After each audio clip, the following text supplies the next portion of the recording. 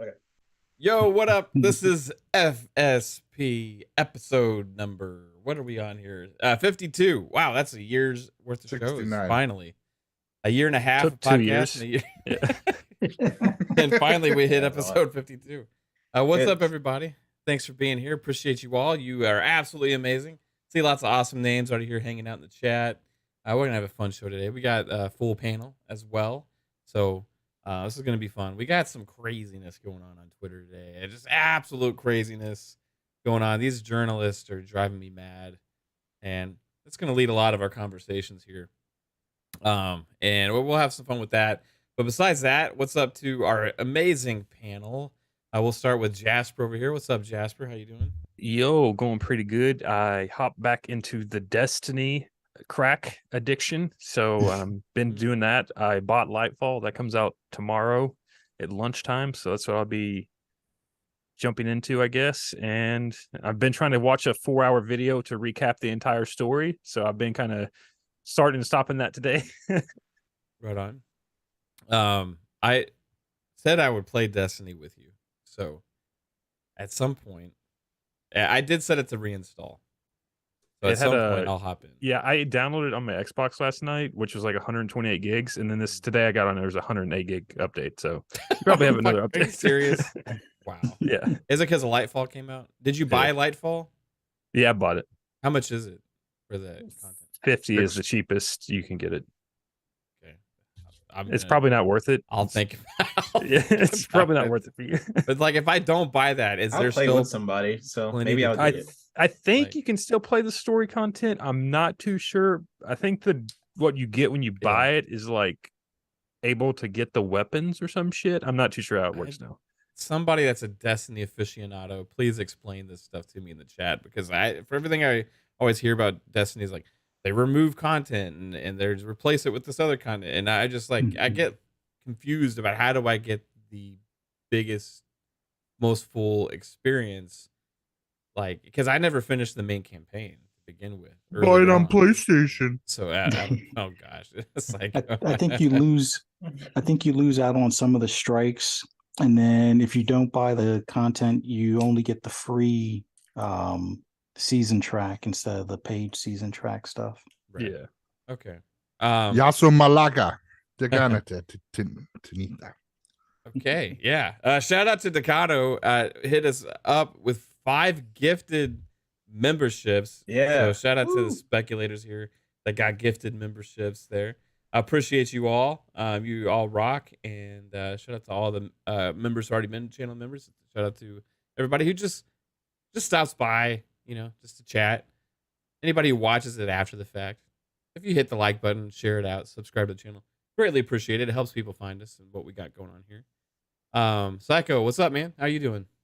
I am doing fantastic. Been watching Loki. Trying to get up to date so I can go watch Ant-Man and the Wasp Quantum Mania Wednesday. So I'm been doing that, and then played some Warzone the last night, and I think we played Age the other night, which was fun. Stayed up till like 4 in the effing morning. It was a freaking zombie when I woke up. But Nice. yeah. And then yeah, man, just been chilling like a villain and doing my thing. Doing your thing? Right on. Yeah. What about you, Fuzz? What you been up to? I've been watching the controversy on Escape from Tarkov with the whole cheating pandemic, I guess you could say. Was thinking about hopping in.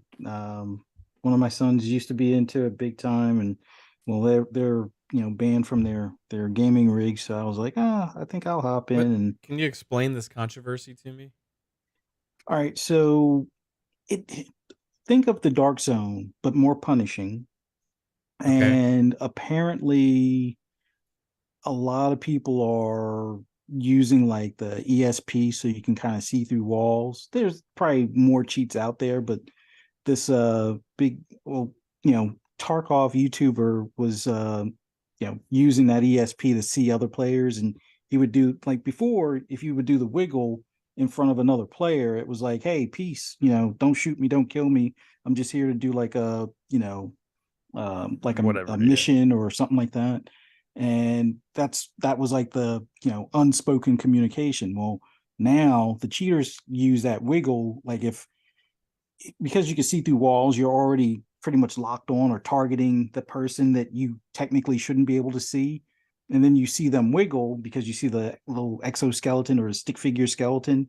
They see that wiggle. So then they wiggle to let you know, okay, well, if you're doing that and you can tell I can see you through the wall, and then and then that way, the cheaters kind of avoid each other, I guess you could say, kind of thing to some extent. I mean, some of them will just get pissed off and, one shot you type of thing with the aimbot. But yeah, it it Tarkov started is- because a cheater, there was a YouTuber or someone wanted to figure out how many cheaters was, so he started cheating so he could identify other cheaters. Yeah. And it turns out there's a lot more people that cheating than you think there are. So it's Yeah. like, Interesting. Yeah, so that game, they definitely need to update their anti-cheat stuff or the techniques that they use to, look for cheaters or whatever the case may be. But yeah, as punishing as that game is, I don't think I'm hopping if there's a good bit of cheaters, because I'm not installing that software on my computer. And yeah, that's the one problem with those kind of games, is any game that rewards you for skill or like punishes you for like values a lot of loot like that in like one Mhm. quick mission, you can only get it once. You're gonna have so many fucking cheaters because people want that next fucking edge to beat everyone. It's so fucking annoying. yeah. So, but other than that, playing my usual crack, I guess you could say, with GT7, a little bit of Forza Horizon 5, getting ready for the expansion. I guess you could say the end of March. And then that's kind of it. I still have yet to dive into Atomic Heart, but that's on the do list here soon. Right on. Yeah, it's been Atomic Heart. I played a few hours of it. It surprised me actually how good it is, to be honest, with like a lot of the like different scores that are out there. Mhm. I thought it was a solid game. Supposedly, I guess there's some people that have some issues with some bugs and stuff later in the game that may cause. I got some stuck time. today. I was able to jump Yeah, out, but I was stuck for like that- 3 minutes. That kind in of a rock. stuff. I remember somebody said that they lost their progress, stuff like that. So, Mhm. but with the way I play games, it's like takes me forever to finish them. So by the time I ever get to that point, I will probably be fine, and that will probably be fixed. But hey, Jasper, what's up with you, man? You We already moved. did. You moved, man. You moved on my screen, confused the shit out of me. All right, hey, 3-bit, what's up, man? How are you? Hey, I'm good. I'm good. At work, we are almost finished with our college football campaign for Aflac. So you start seeing a bunch of You mean March commercials. Madness? Yeah, both. Yeah, March Madness, college Okay. football. I was surprised college football, because college football is not happening right now. So, but maybe Yeah. it happened. They're doing it early for. I don't know. Next. I just know my document says CFB and March Madness. So Right. I don't know. I March guess Madness it's for is just March Madness. basketball. Yeah. Yeah. Yeah, okay. Yeah, it's for basketball, so probably that. So you start seeing a bunch of ads for Aflac where well, I can't spoil what the commercial is, but you'll see like funny duck things. Relating to basketball. So relating to basketball. I've been doing a lot more streams, which is nice, finally doing some videos for myself. And you'll see a funny 3D skit coming up. But yeah, that's basically it. I've been playing a little bit of Hogwarts. I got stuck in a glitch where it was preventing me from moving forward. Like I was stuck in this area. Yeah. And all my autosaves was like that same area, because I was like, come on. I was like exit out of the game, coming back. I don't know what happened, but basically all my autosaves was the same area, so I was really scared. And I found a way to glitch out of it. So that was nice. What area was it? So- Like in the mansion or in the castle, or It was a part in the game where you do like a game with, I guess, Sebastian, and then like pull the ball past Oh, these little barriers. yeah. It's not the first game. It's like Yeah, you have to do like you 3 can or do it 4 again. rounds of that. Yeah. Yeah. So I was stuck in that arena box area that you have the platform that you stand on, and he wasn't saying anything and the game wasn't going. So I was like, what the heck? So I tried to jump out of the platform, and it was like, oh, you failed. You abandoned. Do you want to abandon the quest or try again? So I was like, okay, well, screw this quest. I'm gonna abandon it. And then the game just turns black every single time. So I was like, uh-oh. So I tried, like, it hit him with a wand. I tried everything. I couldn't leave that platform. I was pretty much stuck in that box. So I just kept clicking buttons until eventually I got it. I don't remember exactly how I solved it. Some people online gave me some tips. So I just tried different things. And I think what ended up working was when I tried to abandon the quest, it actually sent a save in my slot where it was outside of the quest. So that worked. I think that's how I got it to work. I don't remember. But yeah, that's basically what I've been doing. Hello, everyone. Right on. Yeah. I've been being a little bit toxic on Twitter today.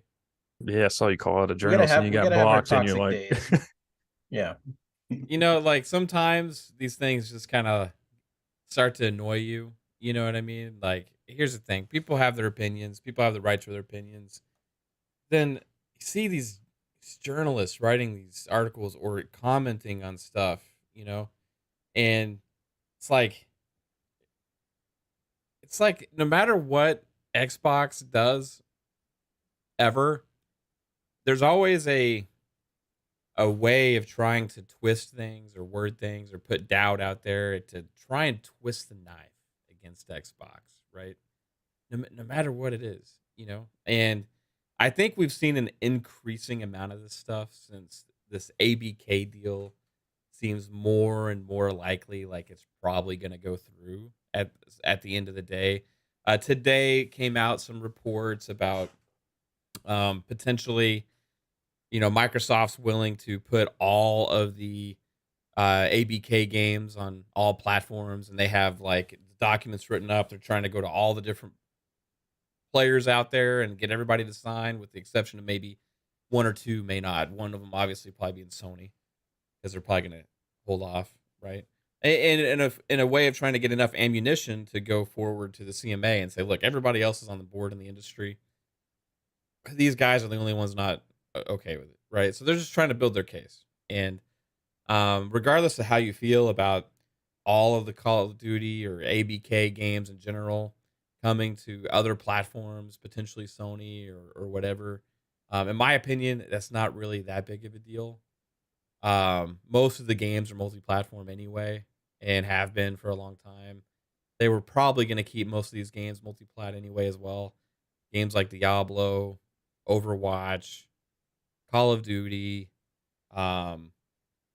what's another and big that's one? all they make. Yeah, that's all they make. I mean, yeah, there's really, I mean, so it's like, now where it would come into play is like if they do actually, hey, all of a sudden they're freeing up to make all these other IPs again, which is what we hope for. We weren't getting those games beforehand anyway. So in my opinion, that's still a win, even if somebody else gets to play those, because we would still get them in Game Pass, right?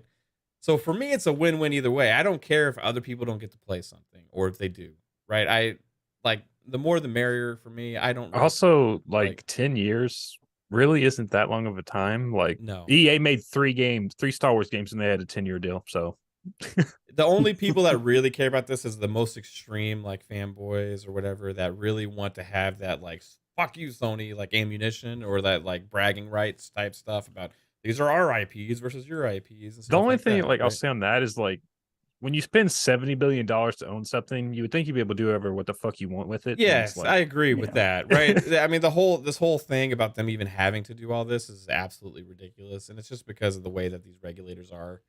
And regardless, is it really going to change things at the end of the day? You know what I mean? Like, that's what you're acquiring when you acquire Activision Blizzard for the most part. It's different than going and getting like a ZeniMax or Bethesda or one of these other publishers that have these more single player focused IPs, right, in games. So we'll see in the long run if that whatever happens with that. We'll talk a little bit about that a little bit more. But in an interview as well, Phil Spencer come out and said that, like, hey, if the ABK deal doesn't go through, like, Xbox is going to be okay, right? Xbox is here. This is like Xbox's future is not dependent on ABK one way or another. They were doing fine before that acquisition is announced, and they'll be doing fine afterwards, right? So you had somebody that actually previously liked a lot of their stuff, come out. Andy Robinson from VGC came out and said, contrary to what Phil says, contrary to what the actual Microsoft CEO of Microsoft Gaming says, contrary to the man in charge of this says, I feel like I'm hearing from industry pundits. There's an interesting word that he used here, industry pundits. That if the ABK deal does not go through, that Microsoft may sell off Xbox. And like, hold on, what?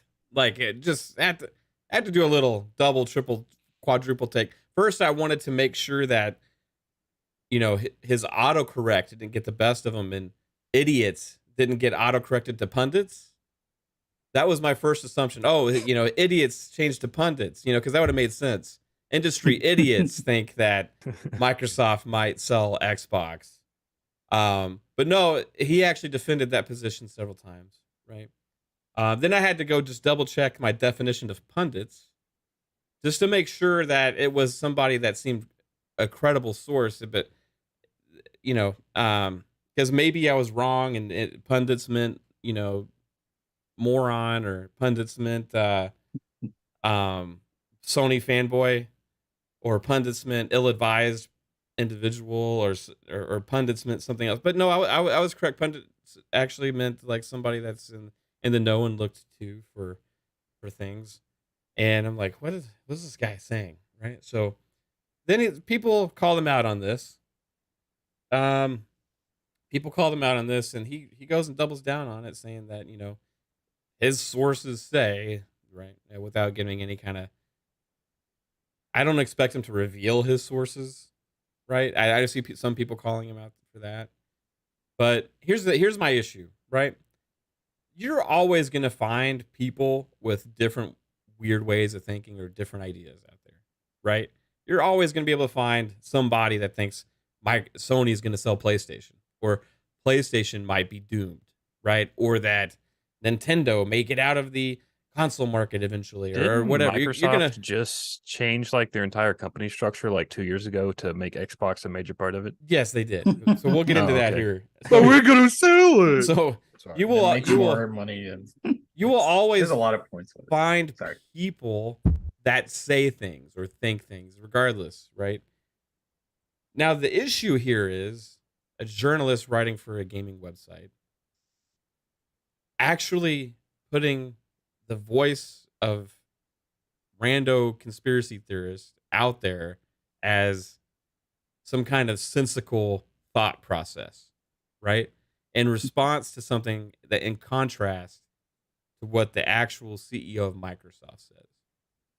Second issue here is when somebody makes a bullshit post like this, a bullshit article, they get called out for it, and then they go hide in their closet, right?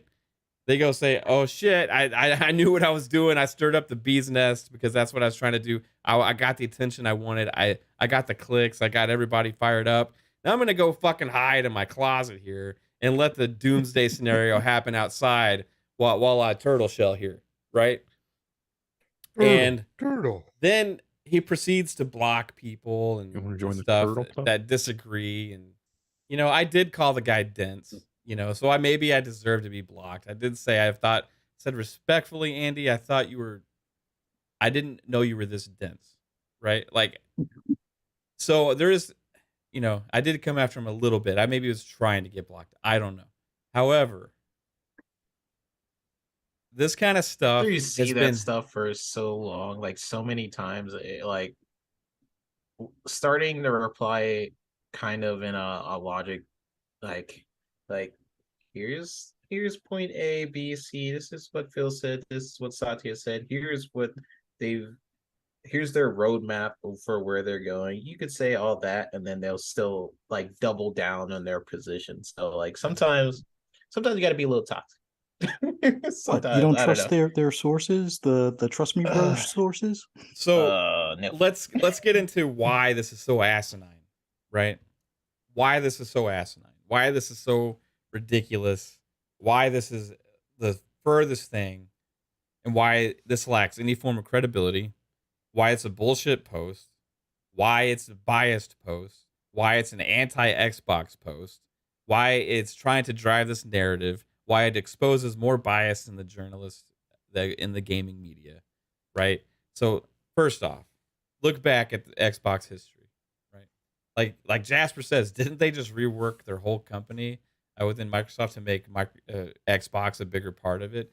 Yes, they did. And also on top of that, you go through this process, you acquire all these studios, right? You form this subscription service that has like 30 million subscribers, right? Then you go in and you double down on the cloud, which is a huge driving force for Microsoft as a whole right now. Probably the main point for this whole acquisition in the first place, right? On top of that, you have ZeniMax Bethesda. They have all this stuff coming out, all these games from all these developers that is in the works that they've been working on for years and years and years and years. Everything's about to start paying off for them. They're doing well. You go down and Microsoft is so invested in Xbox, believes so much in the future of what Xbox means for Microsoft, that not only do you go out and make a large acquisition, but you go out and make the largest acquisition in Microsoft history. In Microsoft history, this is to bolster the gaming division. If you don't believe in it, if you don't believe in the future of it, then why do that? Secondly, this was we only might sell it off, we might not, but if we're just going to put $70 billion into it for right now. And the opportunity for ABK came up quickly. This was not a long-term like, hey, eventually we're going to lead up to buying Activision Blizzard, right? They talked about it numerous times. What happened at ABK led to this scenario where their shares dropped enough to make it possible for them to attempt to do this. They struck while the iron was hot, right? This was not an original plan. This was a acceleration of maybe something that would have taken years and years for them to get to, right? They go and they do this. They knew it's going to be a challenge with the regulators. They knew the climate out there. They already set up the table that this could be potentially last until June of this year to close. We're still on track for that, right? Who knows what exactly the final things happen with this, right? Within the CMA and all that kind of stuff. I have ultra confidence that this thing is still going to close. But if this doesn't close, you don't say Microsoft saying, well, fuck the gaming division. We can't compete without ABK. Right? Like that is the most asinine thing we've ever seen. More than likely that $67 billion gets freed up, or 66, whatever they have left after the $3 billion gets eaten for all that stuff. And they divvy it up, and Microsoft Gaming gets a lot more money to spend still. And they will use that cash. They're just going to throw away Xbox after all these years and putting all this stuff into it and growing this, and finally about to get the payoff that they've been working for. It's the most asinine theory that I've seen out there. You could go back to 2012, 13, all the way up to 16, and you could have a lot of those theories out there. And you could have some weight and credibility to some of those, right? But not now. Not now. It is absolutely ludicrous. Anyway, I'm just thinking the twisting of the knife, the journalists being dumbasses, trying to stir this stuff up. Fuzzy, what did you think when you saw that? Okay, so let's start off with it's clearly a PlayStation fanboy narrative. It makes no sense because here's 2 or 3 things that Microsoft didn't sell off that failed. Nokia and Mixer. Did they sell those off? No. They just They didn't sell them off. And Nokia, at the time when it was purchased, if you were to put that value in today's dollars, was worth more than Xbox is. So they bought it. It started declining. Did they sell it off? No, they killed it. So the only people I've ever heard say anything about, even in 2016, about Microsoft selling off Xbox have been PlayStation fanboys. Like Ahmad or whatever the guy was that used to do a lot of the news on Twitter before. He was another one saying, oh, they're going to sell it off and they cut the budget, and come to find out only part of it was true. And then they got rid of Morrison, and then, oh, magically things started fixing itself. Or maybe it was the fact that Phil convinced Satya to, reinvest in that brand. But like Jasper was saying, they reorganized the company. There's no way they're going to go through that hassle just to sell it off, especially Also, after buying, Bethesda and all those other studios. To your point, like major tech companies, like they would just rather keep all that shit internal because they never know when that technology that they own could come back up. So they're not going to just give it away. Exactly. And who are they going to sell it to? Like, this is the dumbassery of these journalists or pundits or whatever you want to call them. Pundits. It's like, okay, who are they going to sell to? Apple? Apple already has the technology within the phone to play games. They could do the streaming thing with the Apple TV if they wanted to turn that into a console. There's still people that want to rumor that they're making a console. Ain't never going to happen. Wasn't going to happen under Jobs. Ain't never going to happen. Because otherwise they would have made it already. Think about it. They're making money hand over fist with just doing the streaming service through the store. They make more money. Apple makes more money in gaming than any other company. They sell you $1,500 wheels for a fucking computer. Exactly. Apple makes more money in gaming than any other company, and they don't even make any games. Yeah, exactly. So they wouldn't need to buy Xbox. So who's another shopper out there? Google? What did they just do a couple of months ago? Didn't they just shut down Stadia? Oh, you mean they didn't sell it? Yeah, yeah, they didn't sell Stadia. So you think they're going to buy Xbox? Like, these idiots need to think beyond their fanboyism. And Xbox and Microsoft would never fucking sell Xbox to Google. No, it wouldn't. Right? So the period point blank, regardless, like that scenario in a million years, even if they wanted to sell to somebody, right? They would never sell to Google. It's the dumbest stuff. And when he gets called out, oh, I need to go in my safe space and lock my account. I'm gonna block you. I'm gonna protect all my tweets. These guys are so sensitive, Fuzzy. It's like, if you're gonna, what's the saying? Play stupid games, win stupid prizes. You say stupid shit on Twitter, expect the fallout. Fuck around. And if you don't got the skin to hold up against it, then get off of Twitter altogether. Like, I really wish there was a way that we could like revoke his journalist card for the dumbness. It's like, he's the owner of VGC, like, right? Is there a guy in the hallway whispering to him? But like, this thing is just like so like asinine, man. It's like, regardless, even if you did talk to a couple of random people that say, "Oh, Microsoft could sell Xbox," that's not something you need to report on or put out there. It just means those fucking guys are idiots. That's all it means. Like, what's the point? What you do in that case is you add it in the bottom, like the last paragraph on your report is like, there's some people out there that believe Xbox could sell, but that's not unlikely. So you just leave it like a one-line sentence. Exactly. Not like, on contrary to what Phil's saying here, there's industry pundits that believe that Microsoft could sell Xbox. Like, but these pundits also eat their own poop and pick their nose during the middle of the day. It's like, come on, like, seriously, it's the dumbest stuff. I don't understand when where these people come up with these ideas. It's like, I'm a PlayStation fanboy. I'm going to come up with this nonsense, and it's going to get a lot of clicks. Oh, wait, I'm getting too many clicks because I'm getting ratioed or getting told I'm an idiot because I am an idiot for putting this stuff out there. It's like, just, I don't know.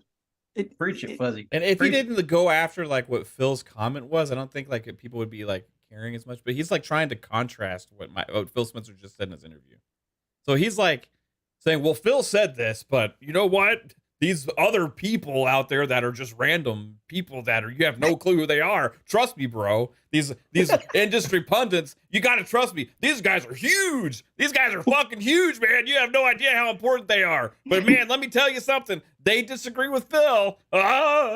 Fucking idiot." Well, you know what? I think they're still holding on to the Phil lied about VR. It's like that's all they're holding on to.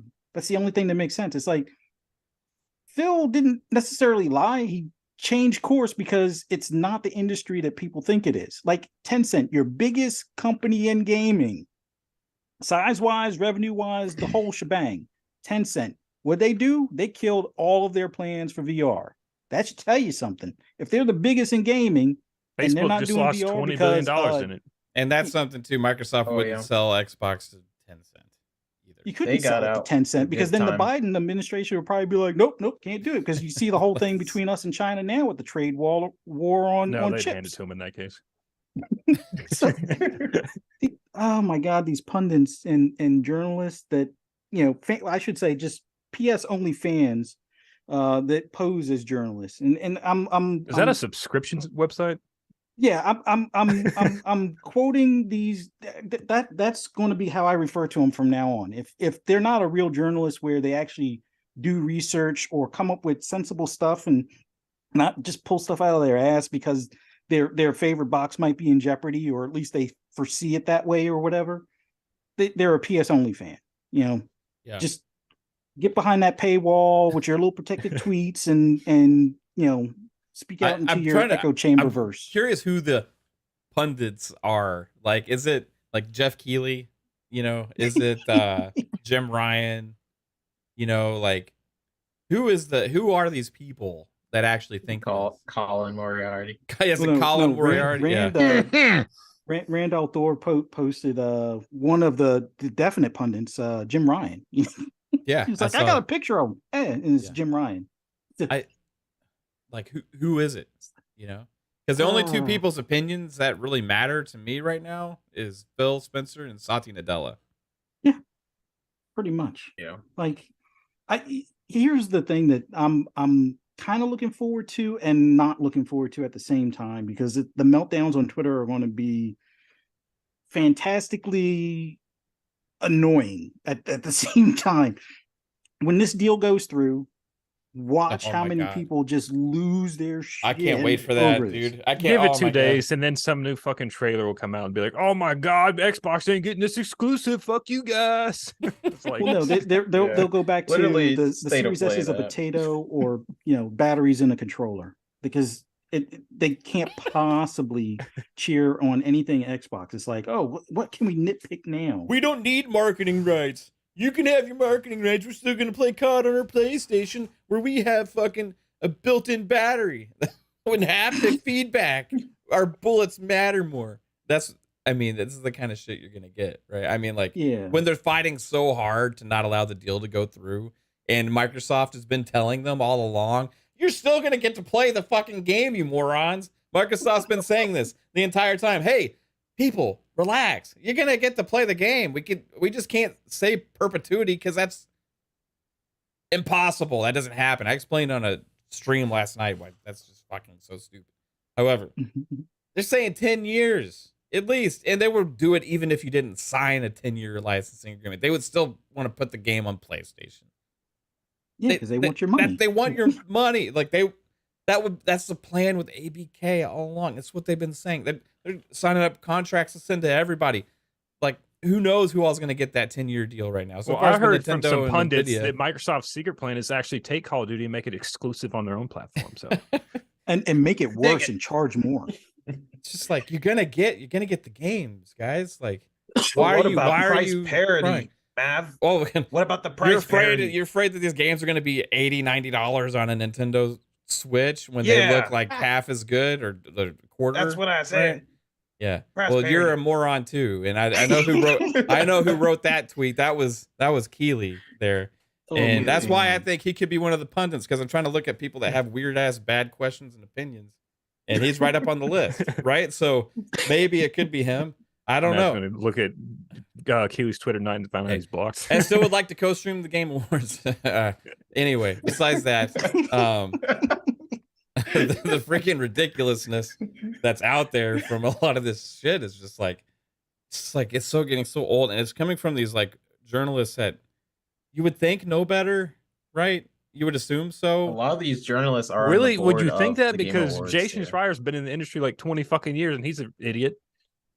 Yeah, that's true. Well, that's very true. The difference with Jason Schreier, like, I mean, I'm pretty sure he's probably one of the pundits too. Fucking, they put him on the list. Let's put. I would like to see somebody on Twitter post a Mount Rushmore of pundits. Put Keely up there and put Schreier up there. They almost look like the same fucking person. Come to think of it, so how are you going to tell them apart on the Mount Rushmore? Anyways, put glasses on one of them, I guess. Man, who else? Jim Ryan and I don't know, like the PlayStation fanboy cryface guy. I love Kratos. Number 1, 2, 3, 4. Kotaku, yeah. Like, what is happening in journalism, man? Like, it's. I mean, it's been going kind of downhill, but I feel like it's been more opinion based, and usually the opinion is more so on the Sony side and negative news about Xbox. Because when have any of you guys seen Schreier, who's supposed to be like an insider to the industry, right? Like, when have you ever seen him say something about like PlayStation negatively? Like, it's very rare that he does. It's usually like a hit piece on Xbox employees or something like that. It's very rare that I see like PlayStation chips, or I don't know, just anything, you know. It's like most of the people every on time the board, there's a bad story on PlayStation, it's radio silence from that guy and a few others. It could be the smallest thing, whether it's the lawsuit. Remember the whole deal where the one woman was suing because of, I guess she was in IT at Sony and was fired for something, and there was a lawsuit, and they tried to downplay that, where they sided with Sony because it was, well, she wasn't, her last review was not up to par or whatever, which I guess if the boss has it against you, they're going to give you a bad review. So if you want to use that as your source of, oh yeah, they fired her just on also that, Sony right now is being sued for like $6 billion for a fucking digital monopoly on their marketplace, and no one's talking about that. Nope. Like, what the heck? They don't talk about the battery life being, you know, incredibly low after a short period of usage. It's just a number of things. Like, even when I was a PlayStation fan, I used to look at people like, I have to wire my PS4 controller in because it's like, charge it for 4 hours, I get 2 hours of use out of it. It's like I charge it for longer than I get to use it, and it's not even 3 years old. It's just, I don't know. Oh, but that Last of Us, it's the greatest game ever. I mean, good game, great, but that doesn't make me blind to the other nonsense going on. So I don't know. It's crazy. I just wish there's a little bit more journalistic integrity. I think that's what we all kind of want. Like, if you're gonna point out like things without backing up claims, like, I don't know. It seems like a lot of it is they just put the opinion piece as a headline so they could get away with saying a lot of negative things by Xbox. Like, is Xbox, like what freaking Tom just said? Like, I bet you 100% if the deal goes through, there's going to be an article exactly what Tom from Toonami just said, which he said the deal passes. I can see the headlines. Deal passes with signed contracts, but will Xbox really follow through? Like, I could see that happening. And there's already going to be one like a year later where it's like, Xbox bought ABK, but they let go of 2,000 employees because they have to downsize that stupid fucking company that has 10,000 people that are working there that have like duplicate jobs. So it's like, Yeah, there's going to be so many different articles. It's going to be like gaming is dead now that Microsoft has the largest, publishing company. Monopoly question mark, like stuff like that. You're going to see headlines on from sites like this, from VGC and all that. It really makes me question journalistic integrity and like I don't even like we talked about it in our DMs and I was basically saying like I listen more to podcasts and more gamers than articles nowadays because of stuff like this. Like it frustrates the heck out of me that they're held to such a higher standard nowadays and they put articles like this. Opinion, was Xbox going to sell off because of this deal? Like do your research. Like if you're a journalist, do research, do have actual like backing to what you're saying rather than a pundit told me that his brother's sister's cousin told me that Xbox is gonna shut down and sell off to And Google. they're the janitor at Microsoft, so they know what they're talking They're the janitor, so they know what. Like, come on, it's just like at what point do people start like really questioning these journalists and being like, bro, you have some crazy bias. Like it wasn't even that long ago where Lulu had to talk about to like call out that journalist for like, look, point A, point B, you're not correct here, you're not correct here, and he had to like take it down. And then Chris, I forgot his name, basically rewrote his entire article where it still had like some stuff in it. I'm like, really? I guess you fixed it, but he still had some stuff in there. Well, that's the thing that's going to happen is that after the acquisition goes through, they're going to be like PlayStation playing 3D chess because now they have a 10-year deal with Microsoft on all ABK games. Sony also is so the second one of those games has one less frame per second in it, it's going to be like, Microsoft isn't holding up the end of the deal. Let's fucking sue them. Get the antitrust laws.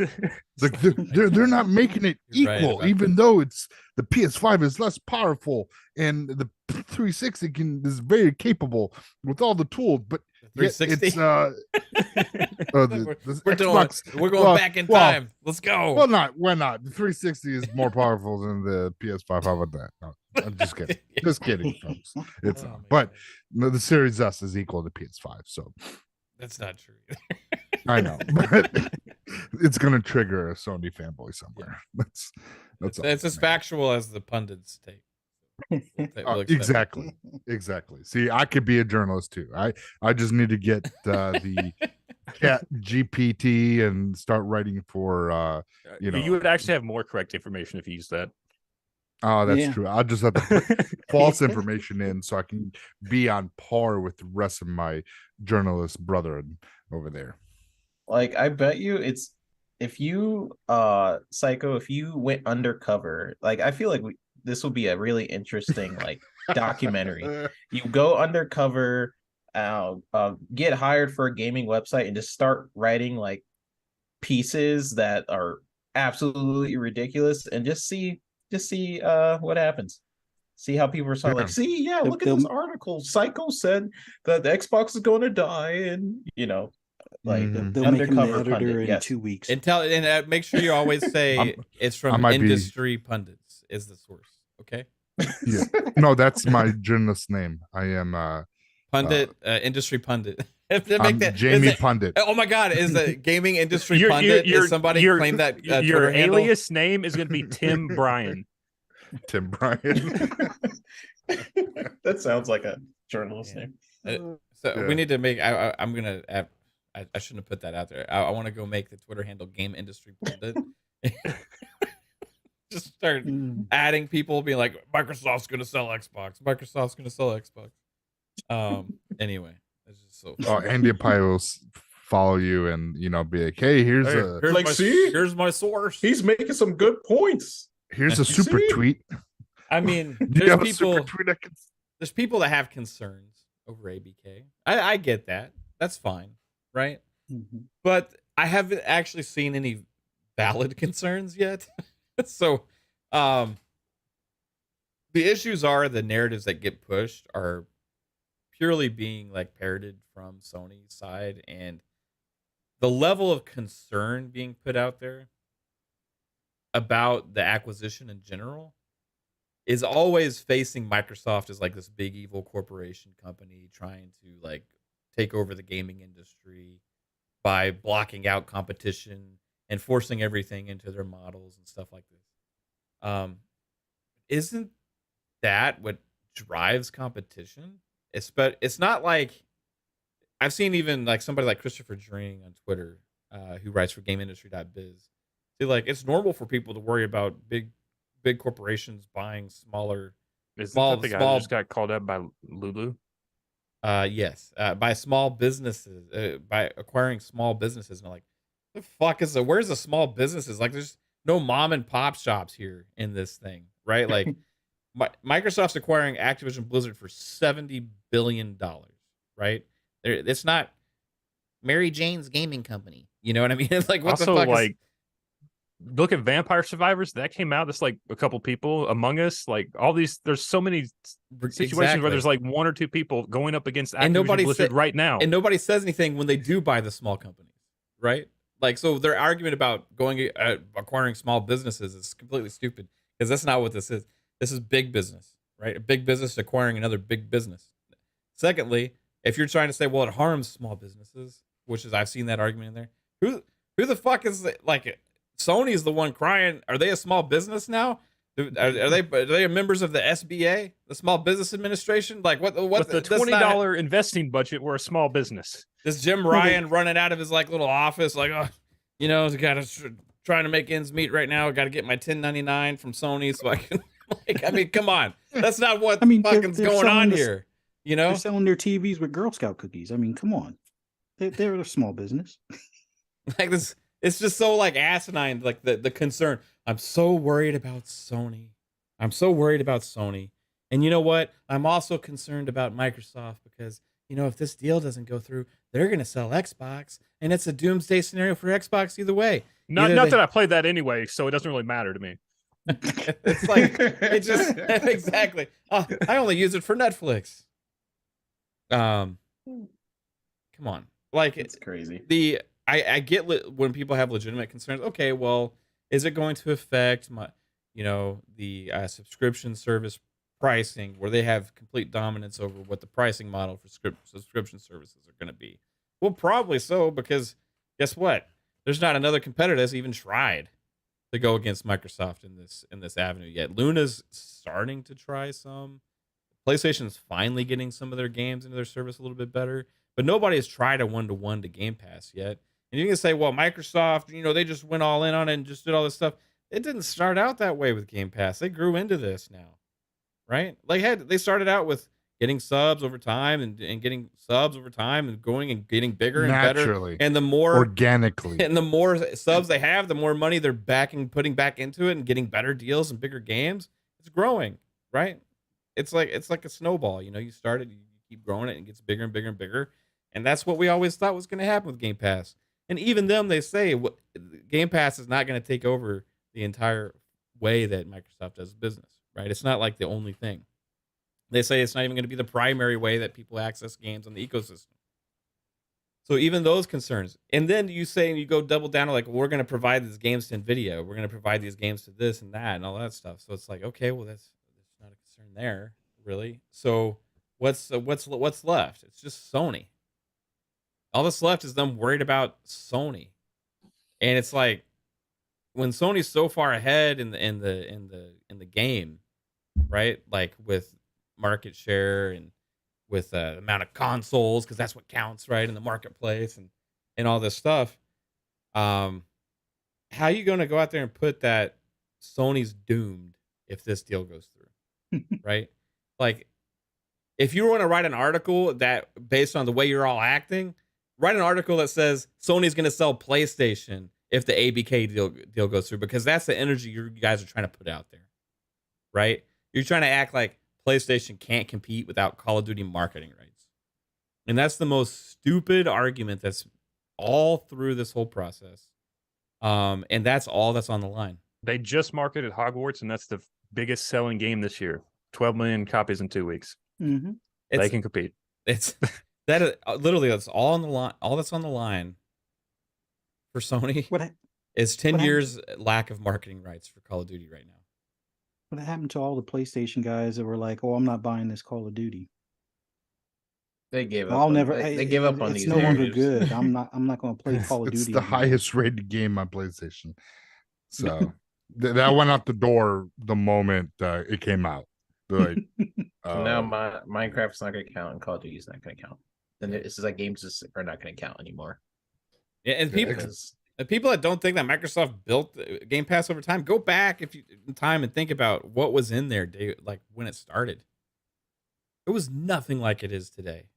It was a bunch of 360 games. I mean, primarily, you know, I mean, like you really got to look at it and understand how they did this. They didn't go out there and say, "Hey, Phil Spencer, here's $70 billion to go buy Game Pass games," right? They ended up having a budget. That budget has grown and grown and grown because it's been paying dividends back into the company, right? Like it's worked. The model's worked. Guess what? It's been sustainable. It's been actually generating profit, much to people's disbelief, right? But it's a reality, right? And it's working. It's been working for them. And to try and pretend like other companies can't do that, it's just they don't believe in it. Like they don't want to because they want to make that, you know, they don't have faith in it right now. And maybe they will eventually. They're just not ready yet. That's why they're dipping their toe in. it's If they wait too long, as we said this a long time ago, like the more they just sit back and rest on their ass and not get into this game is worse for them, right? If anybody can be blamed in the long term, if they don't aren't able to compete subscription wise against Microsoft, it's on them. They've had the ability to do this stuff. They just decided not to because their executives didn't believe in the model yet. And that's completely what it's all about. So Sony could be like the king right now with like cloud gaming because you could like play shit on the Vita and like on your PlayStation at the same time and just like swap between devices all the time. They could be like the king of the mobile and the console market right now if they kept all that shit up and just kept evolving it. Well, they barely want to offer their own games into their own subscription service, so it's like it's not sustainable. 3-bit. Once they start doing that, like hey, because they have a lot of good IPs. When they start putting those games into like stuff even day one, then I feel like that's when you can start having conversation where they're finally doing like their version of Game Pass. But it's I don't just know. the fake. It's just. Jim said it was unsustainable. I bet I bet that I don't Sony's know service would be fake. better right now if they weren't fighting this. Like I'm wondering if like PlayStation would be offering like The Last of Us and their newer games in their service if they weren't trying to fight the Activision thing and be like, "Fuck you, you're too good with this cloud shit." Do you guys think that some people in the like journalists or whatever are just so into their ecosystem and what they're used to that to them Microsoft and Xbox is still just a Microsoft thing and not part of the whole big gaming ecosystem, and they still see Microsoft as this big tech bad guy, and they see Nintendo and PlayStation as the gaming industry, right? Well, Remember the you know what I mean though, like it's like Nintendo's not doesn't count either. So well, it's like they're trying to like. Well, Microsoft's still trying to pigeonhole their way into the gaming industry, right? And they see like, well, we love Nintendo, we love PlayStation, we want to protect those with everything we got. So anything Microsoft does, you know, is going to affect those things in a bad way. So we have to hold them accountable for every single thing they do because they're the biggest company, right? And it seems like that's the mindset from most of these journalists because they don't even care about Xbox. They don't even invest in the brand. They don't even fucking know what's going on with Xbox because you can tell by the articles that they write over and over again, it shows complete ignorance with a lot of things. And that goes for a lot of these guys. So it's almost like it's blind. I don't even know if it's fake outrage or fake concern. I think it's more of like ignorant, blind concern over what's been going on. Nintendo and PlayStation. Yeah, so did all of us. Microsoft was just basically Microsoft was always Microsoft Word and Excel. Anything else, they didn't really pay attention to. Maybe they got to experience Flight Simulator early days on PC, but that's as far as they think Microsoft can do because a lot of these journalists aren't the Halo fans, aren't fans of Gears, aren't fans of Forza. Their racing game of choice is always going to be Gran Turismo, and anything that Microsoft does is seen as, either second rate or not the same or on par with what they're used to from Sony. Or they and they cheated won't to even give it get, a try. or they cheated to get what they got, one way or the other, It's because like, they have they a big bought their wallet. way into Right, this type of exactly. thing. Yeah. They still see it as Bill Gates' company, even though Bill Gates hasn't really made a command decision there for, was it 15 years or more? So, or 20 years now, probably. So it is what it is. But yeah, a lot of these journalists, they grew up on Nintendo, they grew up on PlayStation. Maybe some of them grew up on Sega and, switched PlayStation eventually over is to master. PlayStation. They're masters of shutting a company down that they deem a threat. Like, have you guys seen some of the documentaries on how they like shut Sega down? It was like they pretty much jumped on the top rope and elbowed Sega out of the competition. If you want to talk Like, about using your weight to eliminate and minimize competition in an industry, Sony has the playbook. Yep. Right? Sony wrote the playbook. That's why they don't want the documents to go to the CMA or the EC, all that kind of stuff, because it is literally the playbook on how to minimize competition in the space you're in and abuse your dominant market share position, right? Like we pointed this out a while back, and the whole thing is as it's like to be turned in. Again, blinded, but Sony earned it because they did it the right way. Really? Yeah. Putting game companies out of business is the right way. Yeah, they make great games, they do great things, they make great products. I appreciate Sony. I enjoyed PlayStation since I was when did it come out originally, like 95, 94, something like that. I've enjoyed since I was like 12 years old. I've had PlayStations, right? Lately, I haven't been into it as much, right? The way that a lot of the games become like something I'm not as interested in for whatever reason. Still good quality products, still great quality games.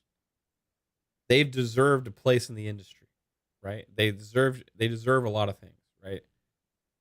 But you can't say that they also didn't manipulate their way here by making these deals, abusing things with the way their contracts are written, using their muscle to keep other people out as well. It's happened time and time again. The last time there was a negative article written about Sony is when the PS2 was coming out, and they were like, the PlayStation 2 is so powerful, Iran's going to build a supercomputer with PlayStations.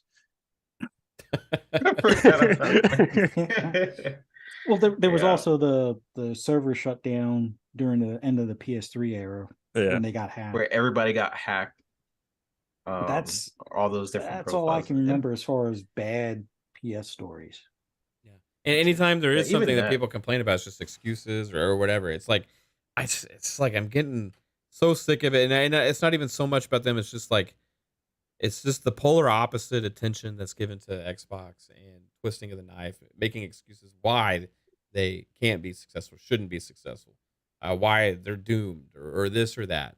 So it's like the bias. The closer again we're getting to this ABK deal, probably going through, the bias is showing forth more and more, and I feel like it's going to continue because these motherfuckers are squirming right now. Like they're squirming, saying, "Oh shit, oh no, they're going to actually accomplish something huge, right? It's going to change gaming potentially." And I'm sitting here, I got to do something. So I got to do something. I got to write an article. Let's just like stir some shit up. I don't know. I got to do something. I got to fight the good fight. I got to do whatever I can because, I'm a pundit and I got to do what needs to be done here because Sony is my lifeline. It's my career, right? It's just like so annoying. Anyway, so back to twisting this on its head, back to an actual interesting conversation. Besides talking about morons, the potential of all ABK games coming to pretty much all the platforms, right? What is the potential of that, right? Is that a good thing, or do y'all see that as a negative, or does it not matter? right? Because I'm curious what you think. I personally see it as a negative. Like I feel like the amount of like stuff they have to offer is already like, I feel like Call of Duty 10 years is already like, that's more than what they probably should have done, but I don't know. And this on top of it is like all ABK games. I feel like it's a negative, but also at the same time, ABK games, a lot of them were going multi-plat. So that's kind of like where I'm seeing it as well. Like I just feel like it's weird that Microsoft has to keep offering all these concessions that they would definitely not offer. Like other companies wouldn't have to do. Like they didn't make the only Disney. Activision game that's like the big game that's not on all 3 platforms is Call of Duty. They have Diablo is on the Switch and Overwatch is on the Switch. So it's like, but there's also like the Blizzard survival game in Yeah. development, and there's probably some other games that we don't know about.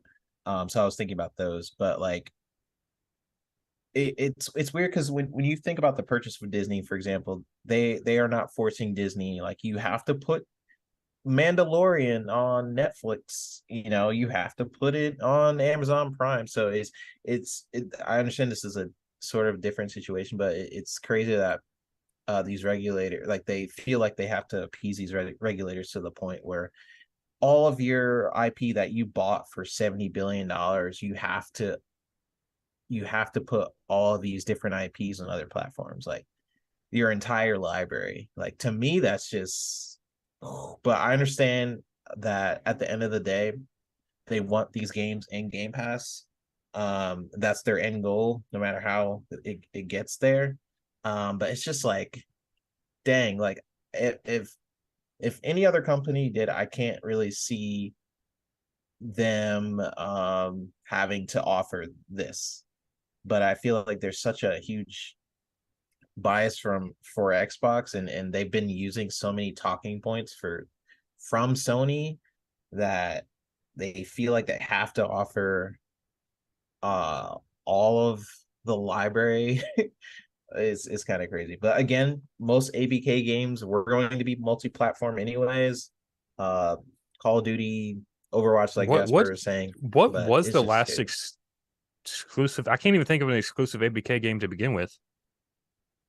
I don't think there is one. Yeah. So yeah. But again, it could be games not in development. I don't really know. It's just crazy. I'm just saying this crazy that they have to. You would think if you spend $70 billion, you do whatever the fuck you want. But like you're saying $70 billion, but you have to, like, they mandate everything you do with that $70 billion. It's like, okay, sure, I guess. But as long as the games are all going to Game Pass, which is kind of what I wanted anyways. I want to play Tony Hawk on Game Pass. 1 and 2, please. Call of Duty on Game Pass, of course. And whatever else is in it. I want Prototype in Game Pass. So thank you, Phil. And that is all I request from this deal. Right. So it won't affect you don't think, but you just think it won't affect me. It's just like you just think they're having to agree okay, too much. Yeah. Right. Yeah. I feel like that's a lot, actually. But I guess it's 10 years could go by. What about you, Psycho? What do you think? It's not that big of a deal because by the time, like we discussed in the RDMs, by the time the ABK and these studios kind of get acclimated into Xbox and then actually start, because I think they're going to start working on their own IPs after the 2024 Sony deal is done, the marketing deal. Then this way they can, all right, where are we going to take, if let's say Raven Software, Toys for Bob, if they want to start their own programs, their own IPs, brand new, then they will discuss internally what each studio wants to do. Do they want to stay focused on Call of Duty? Do they want to do their own thing? And then just determine what they're going to do with the Call of Duty franchise from their point forward. And then either, let's say, Infinity Ward wants to stay on Call of Duty, and Treyarch wants to, but Raven Software wants to do their own IPs. Maybe half. They could split up the company. Yeah, I their mean, some of those studios studios. are like 300-500 people, so you can just Yeah, they can split them in split half up. and Yeah, work on two different things. Exactly. And split them up. And then by the time that they start working on IPs, and if they're wanting to be ambitious and do AAA games, there you go. That 10 years is almost up. And the only thing that came out of it is Call of Duty. And everyone's freaking out. I've seen a lot of people freak out over a lot of this stuff. And now there could be maybe like a StarCraft, possibly.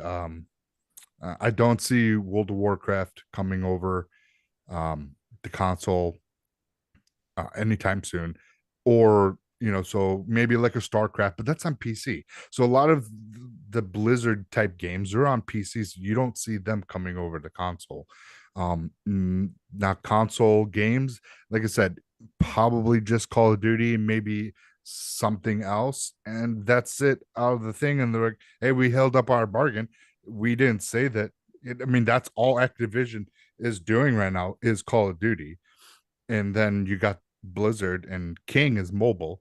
So, and Blizzard, of course, is PC. You got to think like it with some of these studios, if they nothing. do like split off, like modern game development, if they were just start a new game right now, a big AAA game, that's like 5 to 8 years, like minimum. Yeah, exactly. So by that time, it's like you could just like hold it for 2 years. It's just yeah. I mean, that's what I said. Like if they hold off until after the 2024 the deal goes through, because they don't have to focus on Call of Duty for everybody.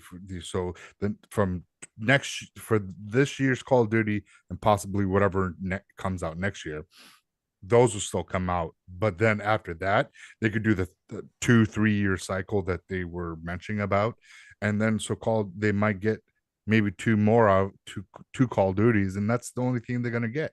So if you see people chat, if you see people on Twitter doom and glooming, just let them know, calm down. It's not that bad. This is just a like, regulators don't know this kind of stuff, so they're like, oh, this is a great deal. And they're like, yeah, it's great, fantastic. Yeah, let's pass this now because we're going to give you 10 years of these amazing games that are not coming out till at least 11. But we won't say that. So it come on. It is what it is. You keep them all working on Call of Duty for like 3 years, and then by that time you can start making your own games with it. And by the time they're finished with that, the deal's already done. So you don't have to put anything out for it. Bada bing, bada boom. See, folks, there you go. No freaking out. No one is gonna have a fucking meltdown, and that's it. And the IP stay exclusive to Xbox, and that. What you got? You got shit for fucking PlayStation, motherfuckers. No. See, here's the thing. I think, in the grand scheme of things, especially considering that recent story about PlayStation, they're going to probably regret, not Xbox regret, but PlayStation is going to regret having all of the ABK stuff on other platforms. Let's think about it. Remember how they were saying that if Call of Duty is on PlayStation, those types of titles helps put towards their first party expenses, as far as putting more money or reinvestment into their studios for their first party games? Well, now Microsoft has a big cash cow in Nintendo and PlayStation. So those Activision games going over there, because people are going to have to spend $70, because guess what? They don't have a Game Pass over there where they can get the stuff for free within the company, like what Microsoft can do or what Xbox can do within Microsoft. So now all these other people that are going to be getting these games, oh yeah, we get to keep our Call of Duty. Oh yeah, we get to play Diablo. Yeah, for $70. Cough it up. Where's that $70 going? It's going to Microsoft. What is Microsoft going to do with it? Well, probably not all of it, but some of it's going to go right back to 343 or Playground Games or Obsidian or whatever other studio for their first party stuff to make more content for Game Pass. So pretty much it's great that the stuff is going over there. It's easy money at that point. Microsoft doesn't have to cough up any of its current exclusives. They don't have to put Gears of War over there. They don't have to put Sea of Thieves over there. They could just put the ABK library over there, collect the $70 per title, take that money, reinvest it in the studios that they have that are working on Xbox first party stuff, and there you go. So I think it's like, me as a gamer, an Xbox fan first. Yeah, I feel a certain way about it because, like you guys have been saying, you spend 70 billion. Why are people want to tell you what to do? Like what Dirk Rivedy was saying in the chat, it's like the judge telling you that you have to give, keys to your house to your ex-wife. Well, I flip it on its head. If I'm still getting services while she's at my house, then maybe I will give her a set of keys. I know that might not be, TV friendly or YouTube friendly, but yeah, she can have the keys, but she better be wearing lingerie and bend over when I tell her to bend over. Oh my God. But when it comes to like having those games over there, yeah, me as an Xbox fan, I feel it's wrong for them to tell them how to run their business since they spent all that money. But in the grand scheme of things, those guys have to pay for every game over there. They can't get it for free. So that money is coming right back to Microsoft. Microsoft's going to put some of it into Windows, some of it into Surface, and some of it into Xbox. And it's eventually going to filter into their first party studio. So now we don't have to always worry about the Xbox, exclusives being or possibly going elsewhere to make money to reinvest. No, we can just use Activision as that cash cow. I mean, Sony's doing that, right? They Exactly. said in that document where they're like, Call of Duty is funding our first party studios. So if you take Call of Duty away from us, we can't fund our first party games. And I mean, I was on the stream earlier today and I'm like, why is Sony so reliant on Call of Duty that the fact that they are relying on a third party studio as like their pipeline for like making for first party games in the Wasn't first it like, place? I think there was a report like last year, it's like 11% of their total sales were from Call of Duty or some shit like that. Yeah, it was pretty high. It was Yeah. like, why are you guys like, I understand Call of Duty makes a lot of money. It's in the top 10 sales in the charts most of the time. Call of Duty is such a massive game, but it's weird that Sony hinged on a third party game that they don't own as a part of their plan to keep making money for first party. But now Microsoft can do it and they own it. So I guess what Fuzzy is saying is pretty much what Sony's been planning, except they would own ABK, so they could just funnel that money to their first party, and that is also their first party. So, and I never thought I was going to have to say this, but the thoughts of Fuzzy Belvedere do not necessarily represent the opinions and thoughts of the Fun Speculation Network. Moving on. Asterisks. No, I mean, like, for me, here's the thing. It's like, does it affect me? That's how I look at it, right? Like, yeah, you can play score, right? We can play score. Like, was Microsoft winning this or Microsoft win this? Did they lose that? If we play score, yeah, you could find some negatives there, right? Like, okay, yeah, like, it sucks that they're having to give up so much. But then when you really look at it, are they actually even giving up anything? It's pretty much status quo of how it operates now. It's just putting into words what they were going to probably end up doing anyway.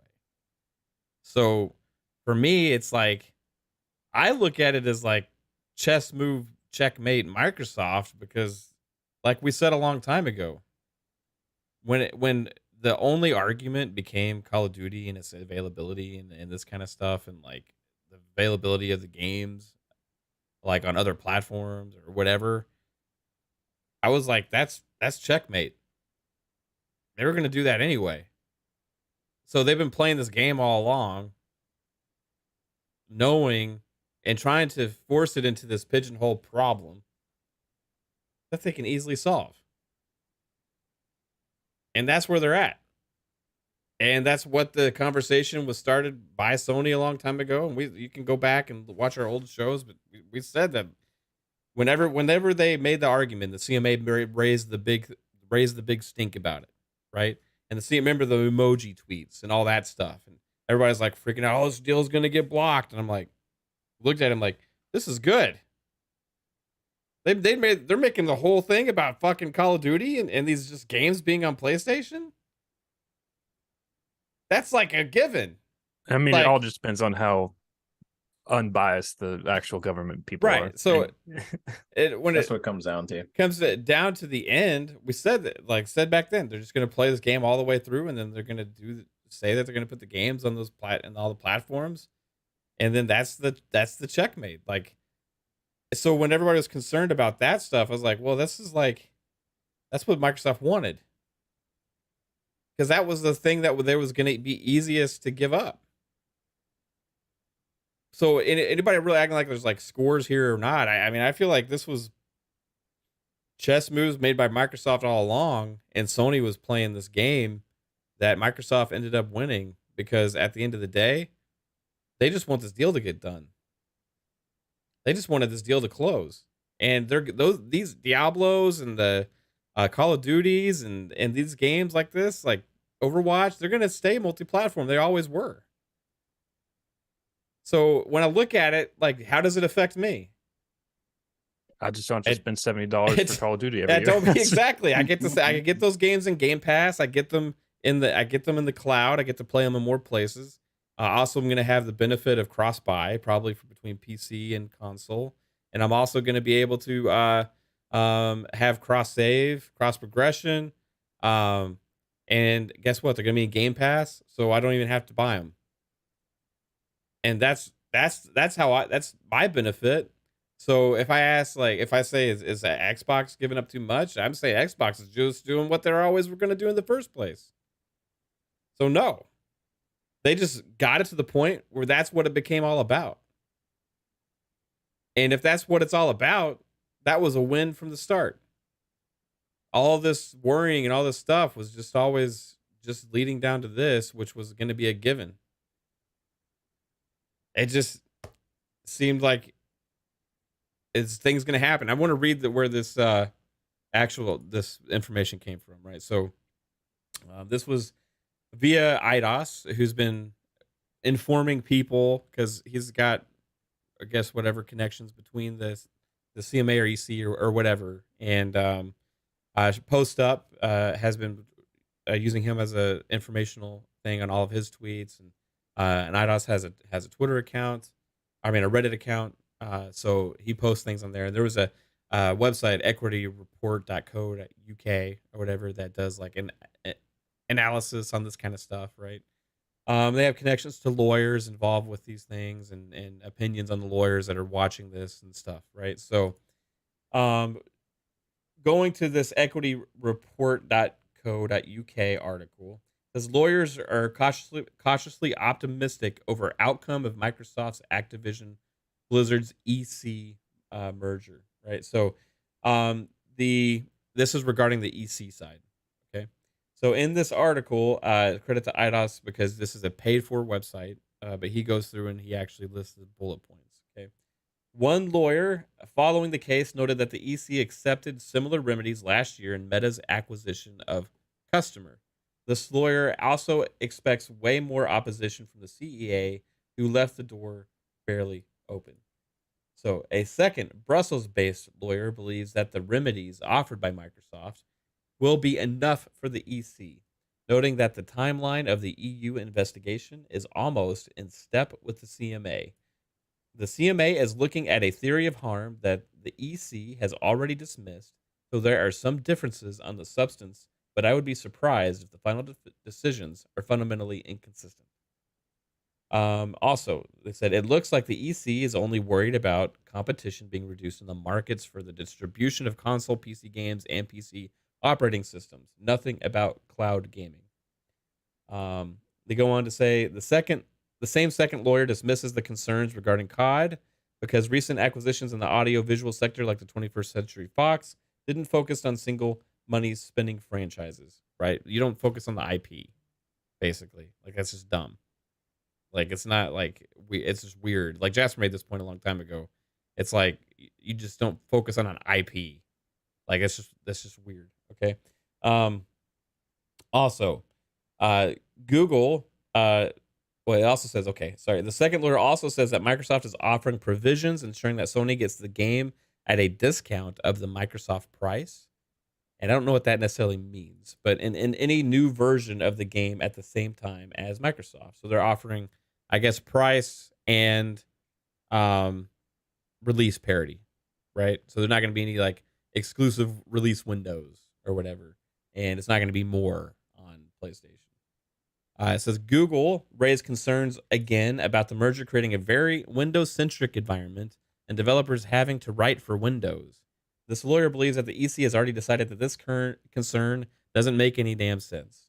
They didn't use the word damn in there. I added that because it's absolutely stupid. And this is why Google was never a good ally to have in here, and their concerns are pretty much just dismissed. A third lawyer believes that the EC identified several competition concerns and fails to see how opening COD to more partners will solve other issues. Then here's where it gets interesting here. This is where this news came from.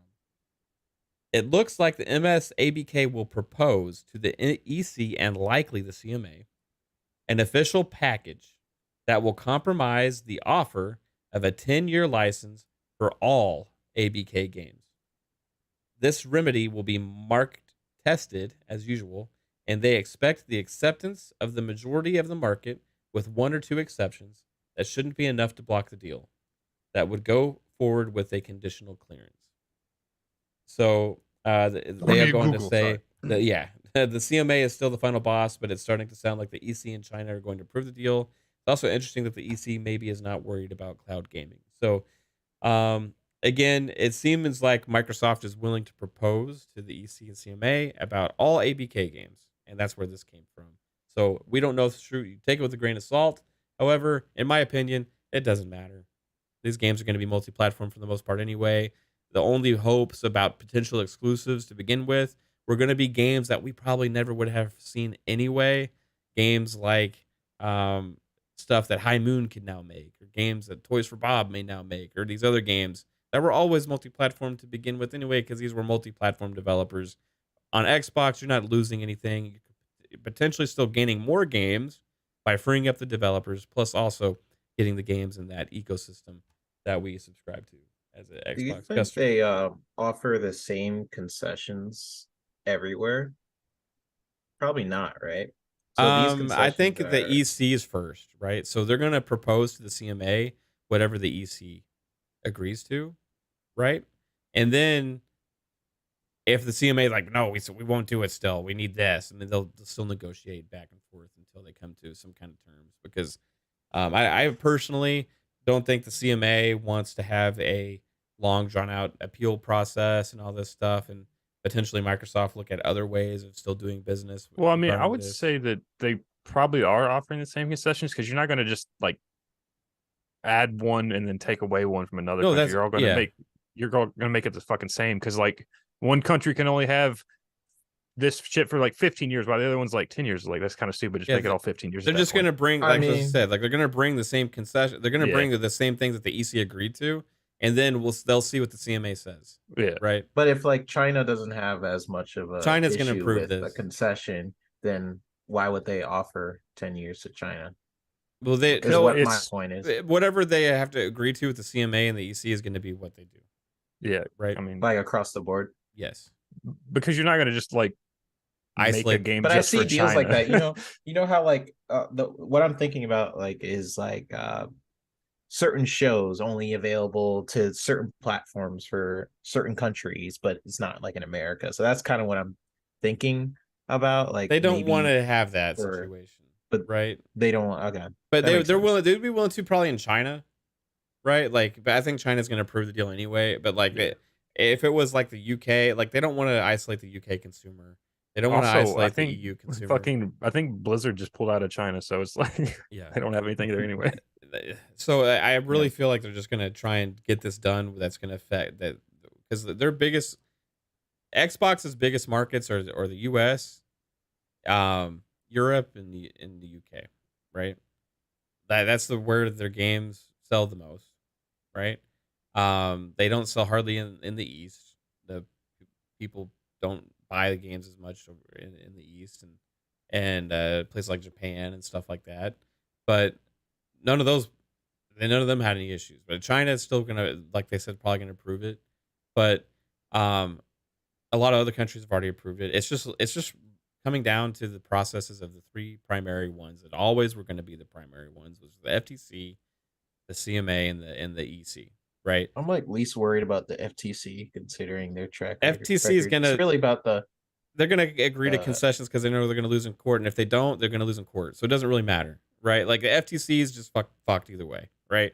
FTC is going to lose this thing. There's no hope for them, in my opinion. Like EC seems like they're willing to play ball. That's the good news here. Like EC seems like they're willing to play ball. They're looking at it and like, okay, this makes sense.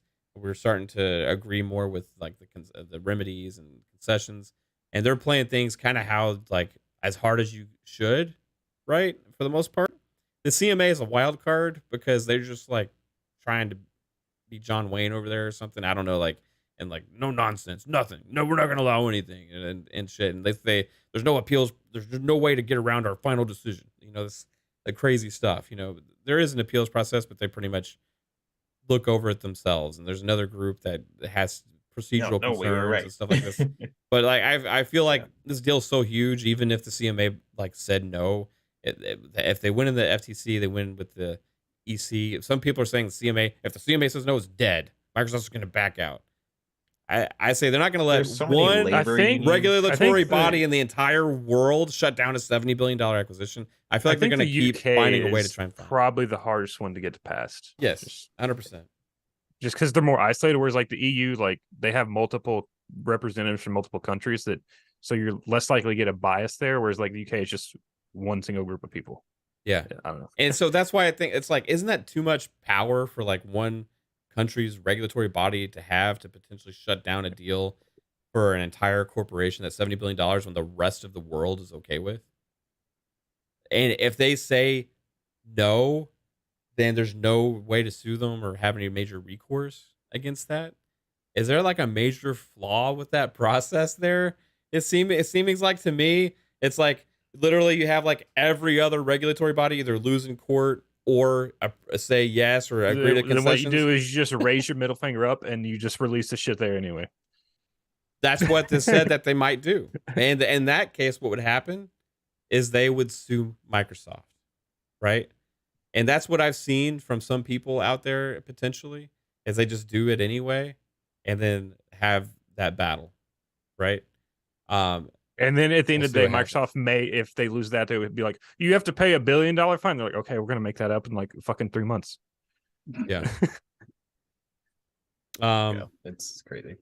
It's interesting. Anyway, I'm hopeful that the deal will pass. And my whole thing is like, I wish like I just want these games in Game Pass. Like I want to play Tony Hawk and Call of Duty and all that different stuff in Game Pass, which if this deal does pass, that's most likely going to happen. I just see from the politics side, like they shouldn't have to, like they shouldn't have to offer all this stuff. But at the end of the day, Microsoft is getting what it wants, which is Game Pass, growing Game Pass. There's a lot of things Phil has talked about over the years, what he wants more of. He wants more children's games. He wants more, just more content. Inside of Game Pass, and with ABK, they pretty much get that. Not just new games that are coming out with ABK, but previous games. So, like a whole library of ABK. Yeah, you're gonna. That's another benefit. When you think about it, and they'll probably open up that backwards compatibility like library, and maybe do some more things with that too. You know, before they said they're done, right? Now, see, people don't. Xbox said they're done with that. That's before they acquired a $70 billion company and now have a huge other library of games that goes back for several years. You know, they couldn't do because there was more likely licenses and things like that. Yeah, they were kind of capped out. Yeah, so now having all of Activision and Blizzard games in the hands of Jason Ronald, Well, I being don't able like expect too many. I would say like maybe like bring back a couple like 4 or 5, but like I think most of it's just like already dead shit with or like licensed shit that's been Well, delisted. It's like there's no point. that not not to that point, but I'm talking about FPS boost with the Call of Duties, FPS boost with the Tony if they have the Tony Hawks. I think is Rock Band still available through You know, That one, that FPS would boost Rock Band. that one would be a tough one to bring back just because there's so many fucking many licensed licenses with songs, that game. Yeah. I Well, hope they that bring would- back Rock Band in general, though. Right? That'd be fun. I mean, in some form or another. I don't Rock want the Band's whole awesome. like, you know, it's crazy how much waste goes into making those instruments that all just get like thrown in the trash eventually. So that's the hilarious thing about Rock Band is when you go into a GameStop and you see like a fucking 100 guitars behind the checkout stand from trade-ins, you know. But the it's so fun, right? Like at the end of the day, like they're finding a way to make that a reality without having to make all of that at the same Yeah. time would be pretty awesome. Yeah, because I know the Transformers and those and the games that they were like and the original Spider-Mans.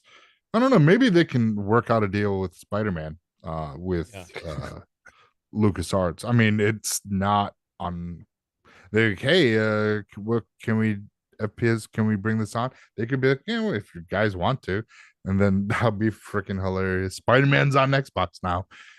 He is in Midnight Suns. Yeah. So Yeah. if you really think about it, I think there's potential there. But besides that, let's move on. Shout out to the 112 people here hanging out right now. You guys all rock. Thanks for watching the show. And I want to give some time to shout out our sponsor, manscaped.com. Yes, everybody, appreciate you for being here. And did you know that Manscaped is now selling beard products? That's right. They've gone from waist to face to help you replace that bulky razor with their brand new Beard Hedger Pro Kit. Manscaped helped you get the golden rod of a Greek god, and now they've created the best tools for you to turn heads with a clean, perfectly groomed, and conditioned beard. Finally, tame your mane by going to manscaped.com and using our code FUNSPECULATION for 20% off and free shipping. Again, that's 20% off and free shipping with our code FUNSPECULATION at manscaped.com. Manscaped Beard Hedger Pro Kit, the premier solution to face grooming. Yeah, let's go. I actually use it. Love it. Anyway, let's move on. All right, so we got some more interesting things to talk about. Starfield Deep Dive supposed to be imminent, right? We didn't get it today, so that means either tomorrow or Wednesday, probably. When are we? What will consist of the Starfield Deep Dive? Right? Like, how will it be? I should. Can you answer this 3-bit? You don't know, right? Like, do we think it's going to be like a 30-minute thing, a 45-minute thing, standalone, or 42, or 15-minute thing? You know, like Suicide Squad. Yeah, I didn't Justice work League on. was. I didn't work on Starfield. I just seen things. Right. So I'm wondering, what will it consist of? 1, 2, will there be a release date? And I'll assume I think yes, obviously. And then 3, will there be anything else as part of this event?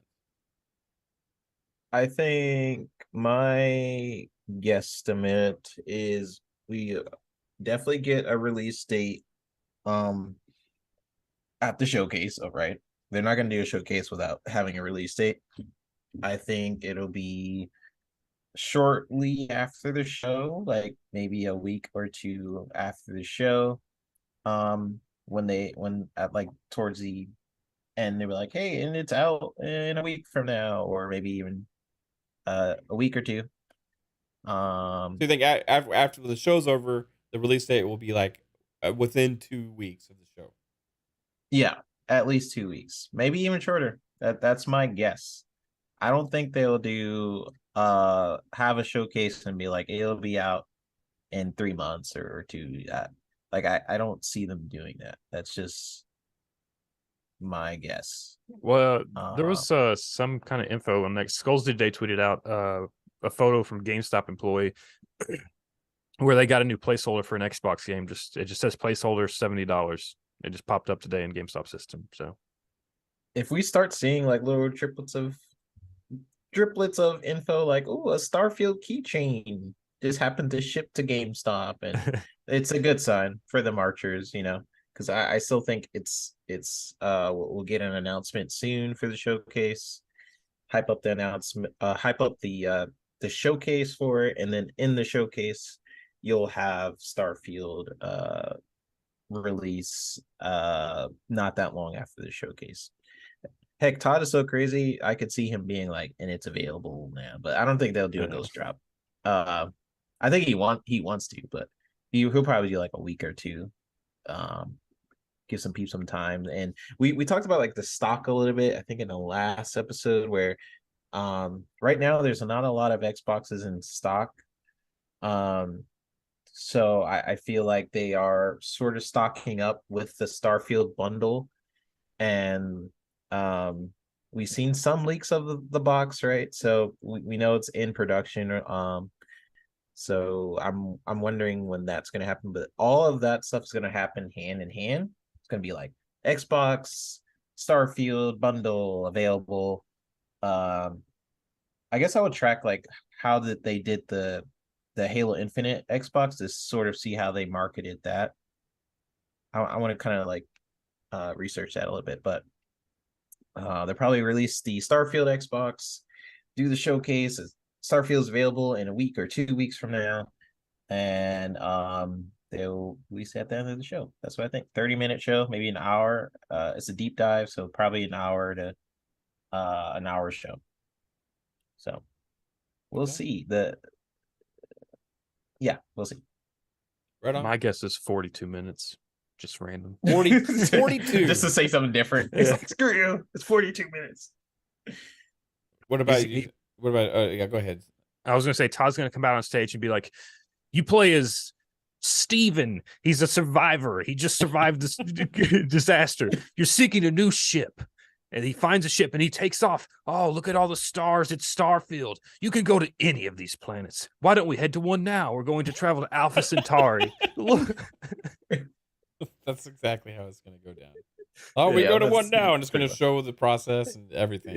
Yeah. And it's like, guess what? This is just one planet. Let's visit another.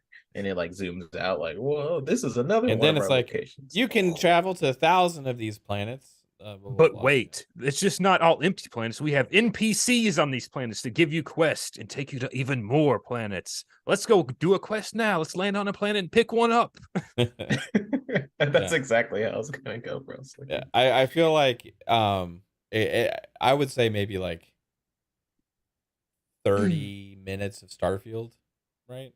But do we think there'll be something else there too? Like, or will it just only be Starfield? Or will they make this an example to have like another cool little thing at the show? Like a Game Pass is a reel for March, or like something. Maybe like also Starfield Mobile, like a small game. Yeah, I was gonna say some stupid shit like that, like get the Starfield companion app before you dive into the game or some shit like that. Right. Yeah. I feel like knowing Bethesda, they kind of did that with Fallout 4. They released that app. What was the game? It was the Vault Fallout game. Shelter. Yeah. Shelter. Yeah. They're basically like, There is you can play this right now. There's a Doom mobile game coming out.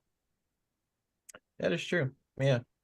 So it's possible. Like some sort of fun thing that you get out of that press conference, like some sort of app or something available that day, I feel like is such a Todd move.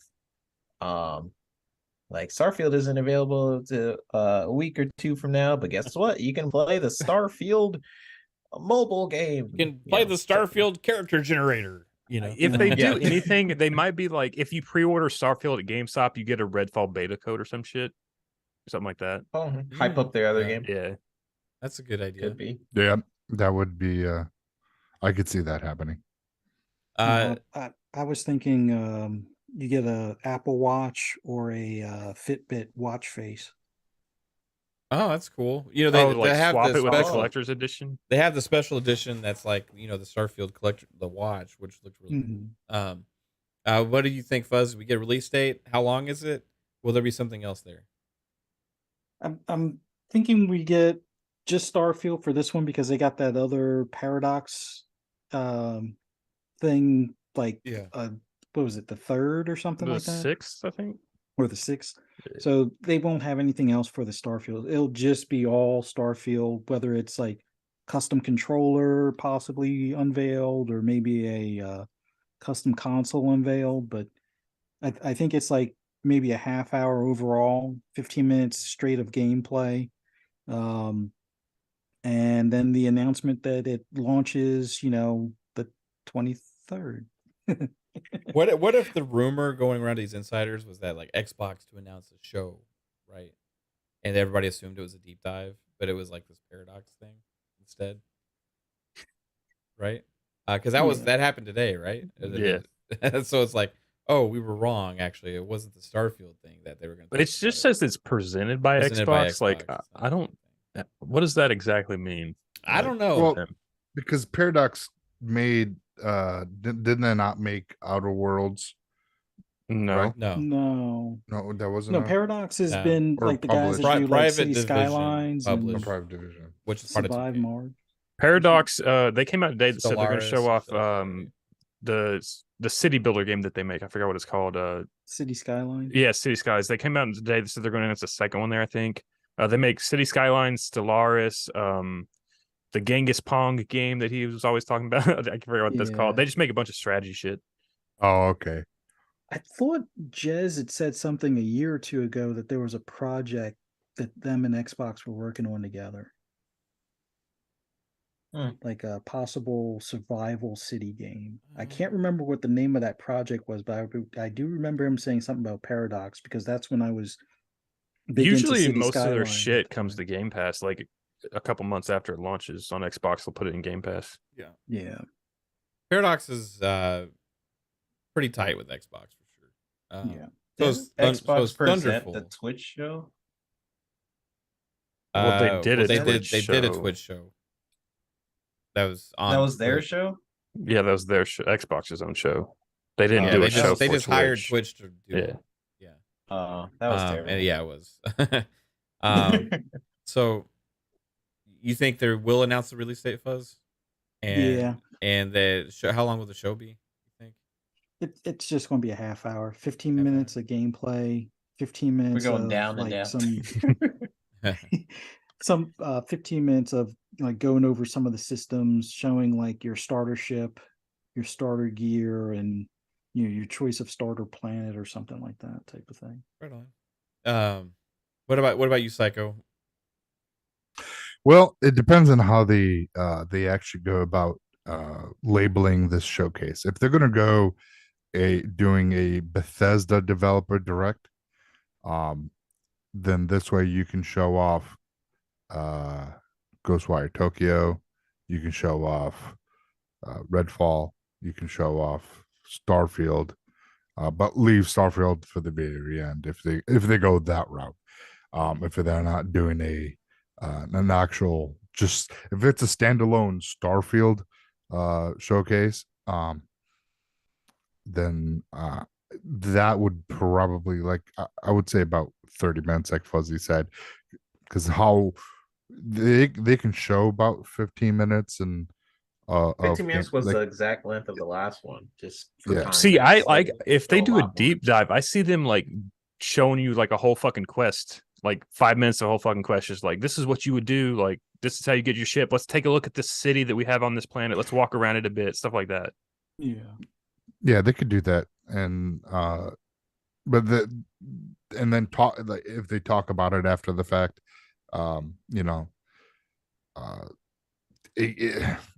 they would have to come see, I see them like talking about it as it's going on. Like they'll cut to like 30 seconds of footage and be like, see, like Toz will be like, we built this city. It's an inspiration to all of fucking space. And it's like, we took inspiration from SpaceX and we put the rockets in here. It's like, yeah, if they do if they go something like that where they cut up the segments into different intervals, so this way they can, let's focus here, and then they show off a little bit of gameplay and then expand upon it. That could be like maybe 30-40 minutes. if they go that route. But if they do, like I said, if they do a Bethesda showcase and they show, let's show off Ghostwire Tokyo, they won't say when it'll come into Xbox. They'll just say coming soon, because I think that's what they can possibly say. We'll see, because they can't really. I guess they can't really fucking do any marketing, because Sony has the marketing rights right now until the 25th of March. But they could do Redfall, like expand upon it and a little bit more, and then do the Starfield announcement. That could be like, see, that's the reason I don't see them minutes. like doing that, because we just got Redfall like last month. But you Well, gonna that's talk what about it I'm again saying. for 15 minutes? Like, well, that's what I'm saying. Like, it depends on how they do the showcase. If it's like it's a standalone Starfield one, then it's going to be about maybe 40 minutes at most. I don't think we're it'll gonna be get standalone. any long things if it's not. I think like what I think it'd be potentially like a small little thing here or there. Like, oh, and surprise, we have a game announcement from like Roundhouse or something at the end, right? Because that everybody's there for Starfield and you get all that time, and maybe you could throw in one surprise, right? or give you like an actual Indiana Jones trailer, something like that. That's going to surprise and get even more excitement about everything they just saw from Starfield. We will get a release date one way or another. They can't just like end this show that they have and then just walk off into the sunset and not have like a release date. That'll be like the worst thing possible, right? Because that's all anybody will talk about is the doubt and concern over Starfield, right? Even if it looked amazing, all that they'll talk about is, there's no release date. Right? Bethesda's considering selling the Starfield IP because they don't know what the fuck to do with it. The pundits say. So my thought is the actual release date will probably be, if it could be at the end of March, like the 2030 one's thinking, or the first week of April, like April 4th or something like that. But that's because I think we'll probably get an announcement here hopefully Wednesday. If not Wednesday, then be next week. We'll hear something, and then they'll have their showcase, because that'll give them still enough time. If we're thinking about doing the the media press release, because they said about the first week of March. Then they'll do that, and then we'll have shortly after just a write-up piece, and then like the next day we'll have like the actual showcase, something like that, so all right. So for me, it's release date, yes, and we're gonna get one of three scenarios in this situation. Todd, at the end, it's gonna be Todd's gonna say the date, and it's gonna be April, March, or whatever. Second scenario, he's gonna say, we need more time. And then everybody's like, fuck, right? And it's gonna be like, but we have a release date, and it's gonna be this. Or the third scenario, they just don't say anything about it, and that's the worst case scenario. The second fourth scenario, they don't show off Starfield at all. They just the second case, and I think it's highly unlikely, because they wouldn't be doing the deep dive now if the game was releasing way later, right? It just doesn't make any damn sense. I feel like they would announce that they need more time first, and then just wait and do the deep dive later, right? Like, that would make more sense to me. So if we have the deep dive, if they did that, that would be a marketing fail again, just because like it would just ruin things, right?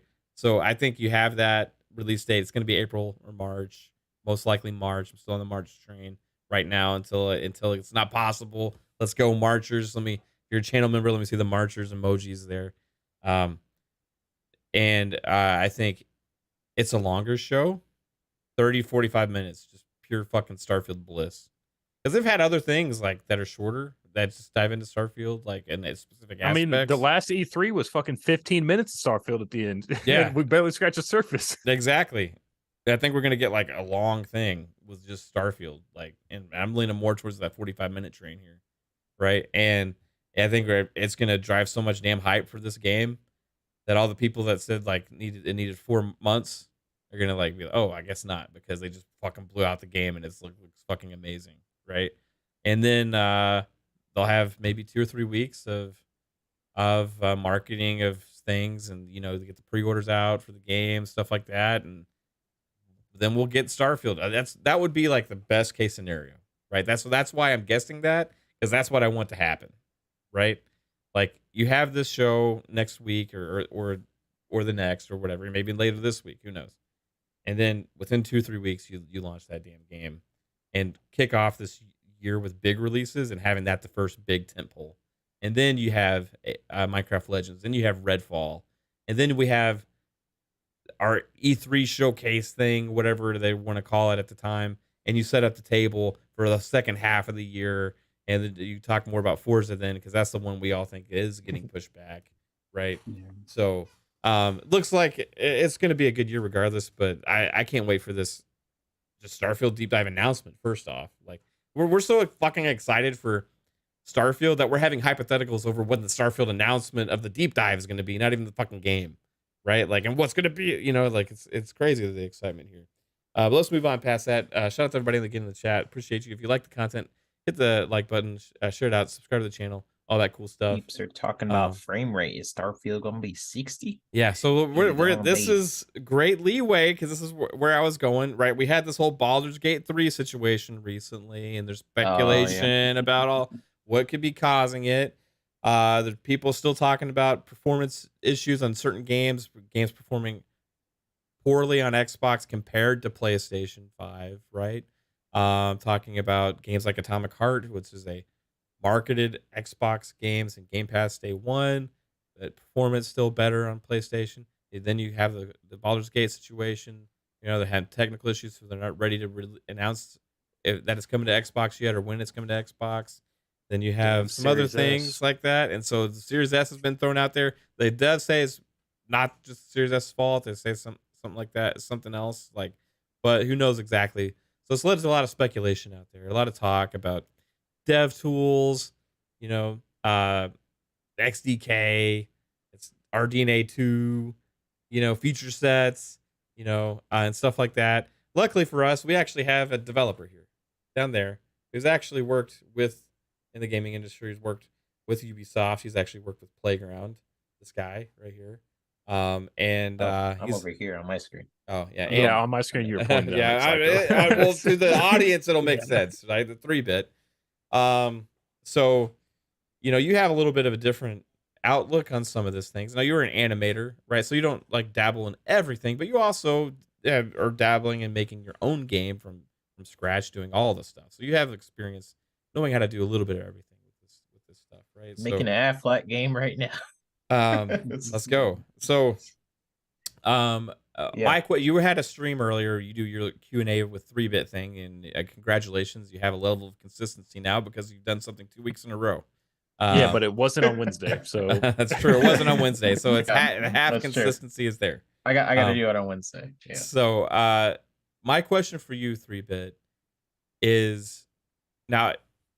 I want to preface this by saying I just listened a little bit to X and C a little while ago. Colt Eastwood is on there, and he knows people that work with the Xbox too, and he's heard that the XDK is no longer an issue, that they've got those issues solved.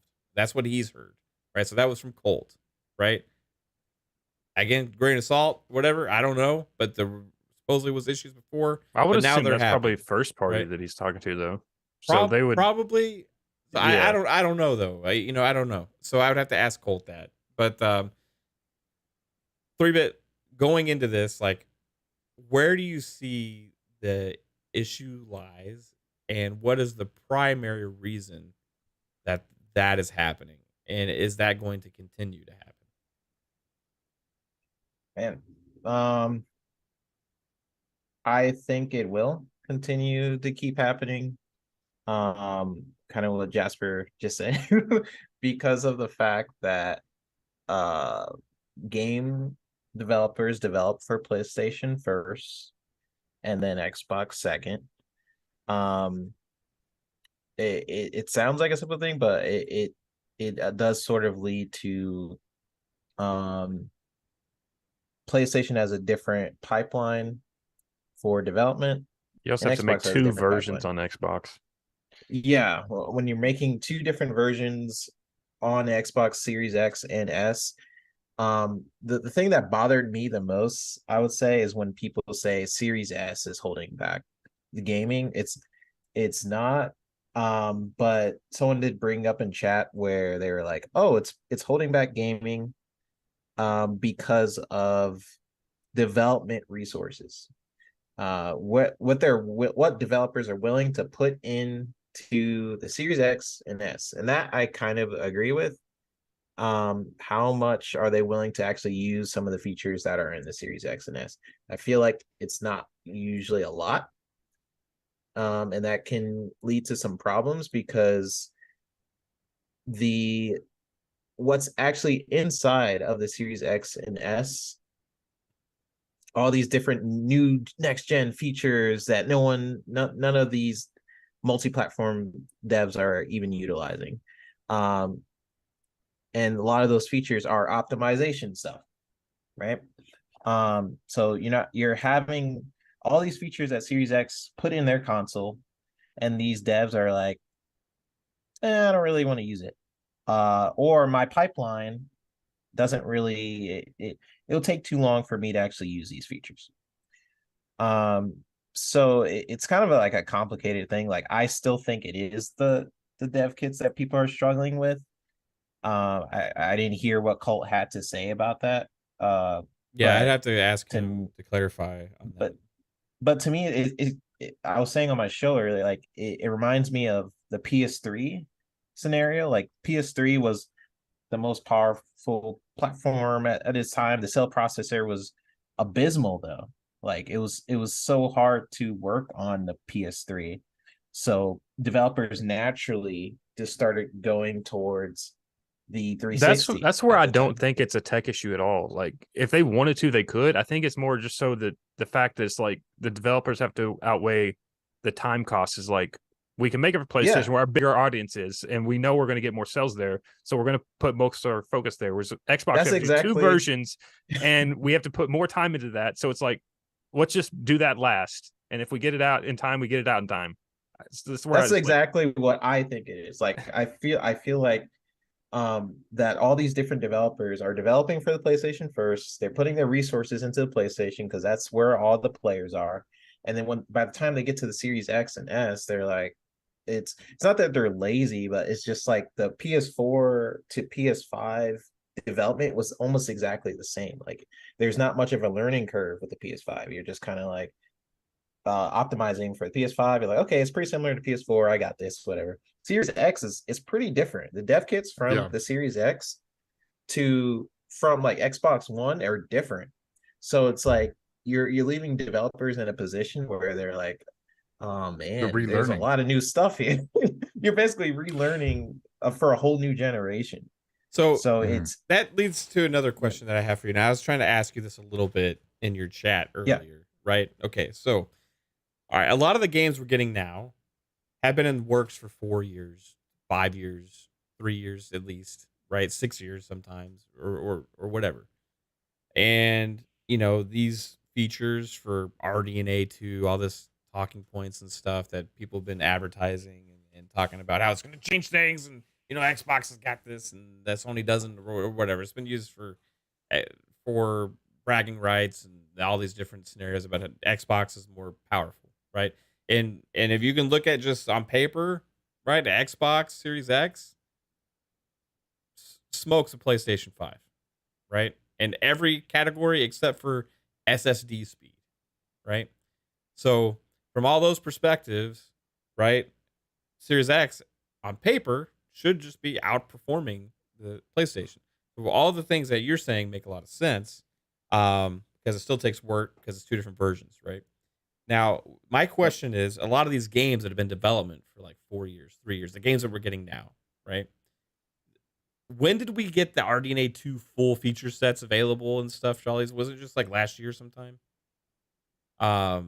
Like they finally released them to like the dev kits and all that kind of stuff, like the XDK. And I remember they released it, and Deathloop was like, here's some RDNA that was like one features. of the first ones, right? Deathloop. And because they had actually updated that one, I think, for that stuff, right? So Question is, a lot of these games use different engines, right? And you have a lot of different developers that are working on different engines. Like, for example, you have your Forza Tech or Fable Tech or whatever, right? And you have your creation engine, right? You have, let's say like Slip Space. We still haven't gotten ray tracing for Halo and all that stuff, right?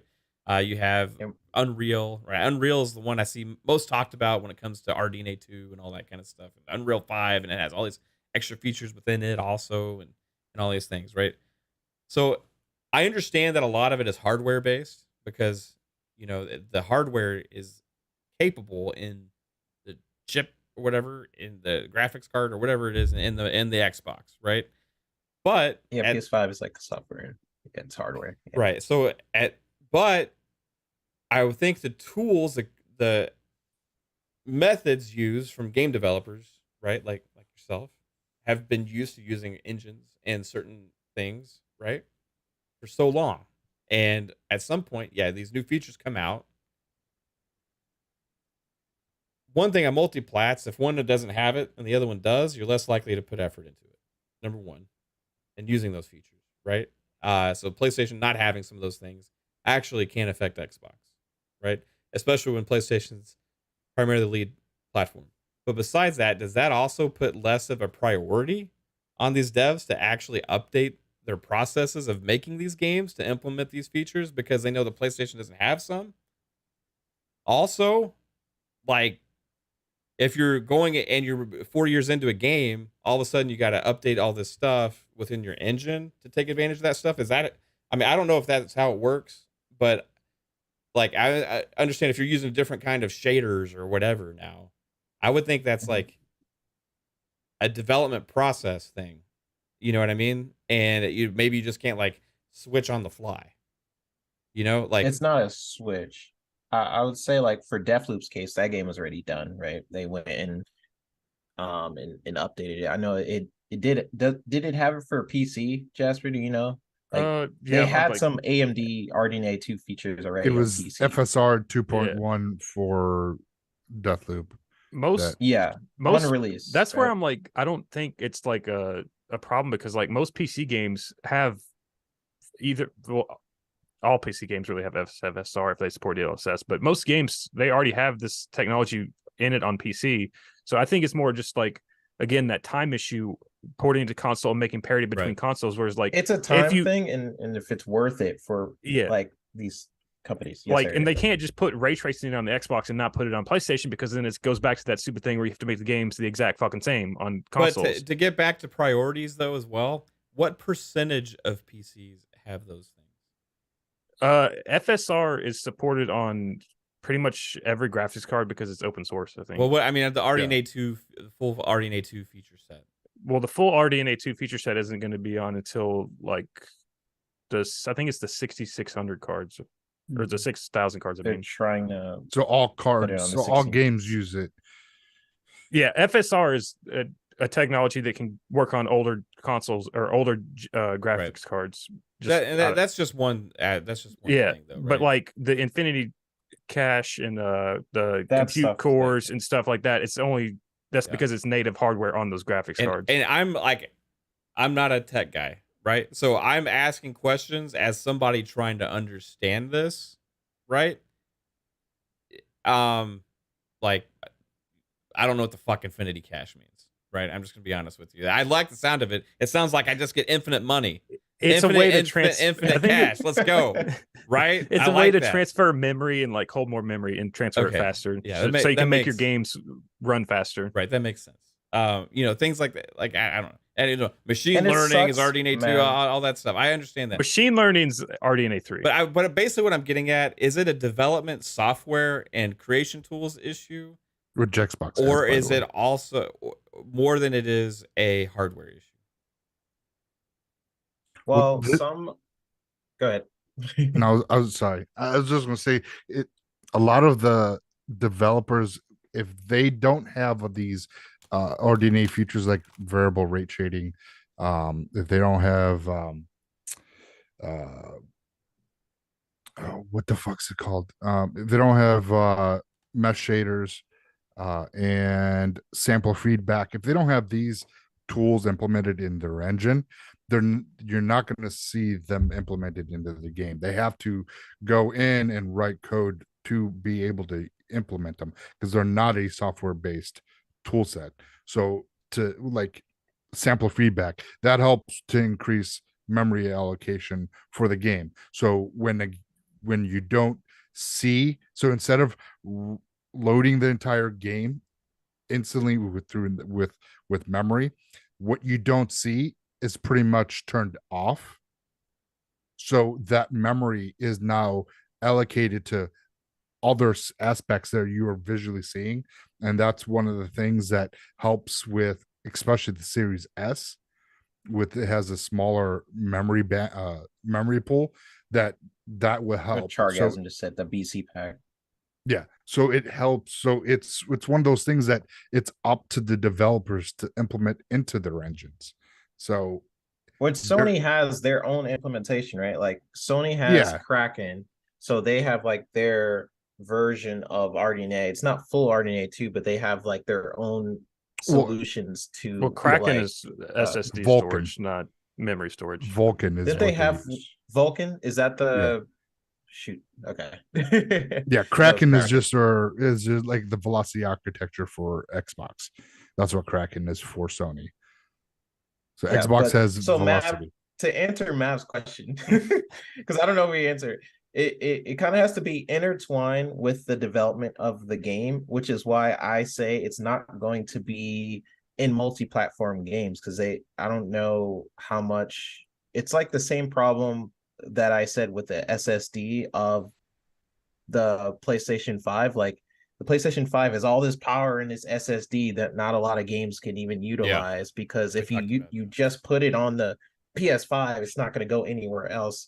And devs have the same problem with like some of these RDNA 2 features to see if it's even worth it. Like it's like what Jasper just said, it's like the parity thing. You start going into the game, you're like, okay, I'm going to add all these RDNA 2 features.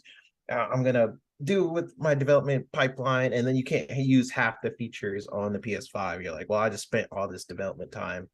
And PS5 is the more popular platform, so why would I implement all of these next gen features into just the Series X? So you're going to see these features most likely just for first party, and you won't see it for third party unless they have a really good relationship with Xbox.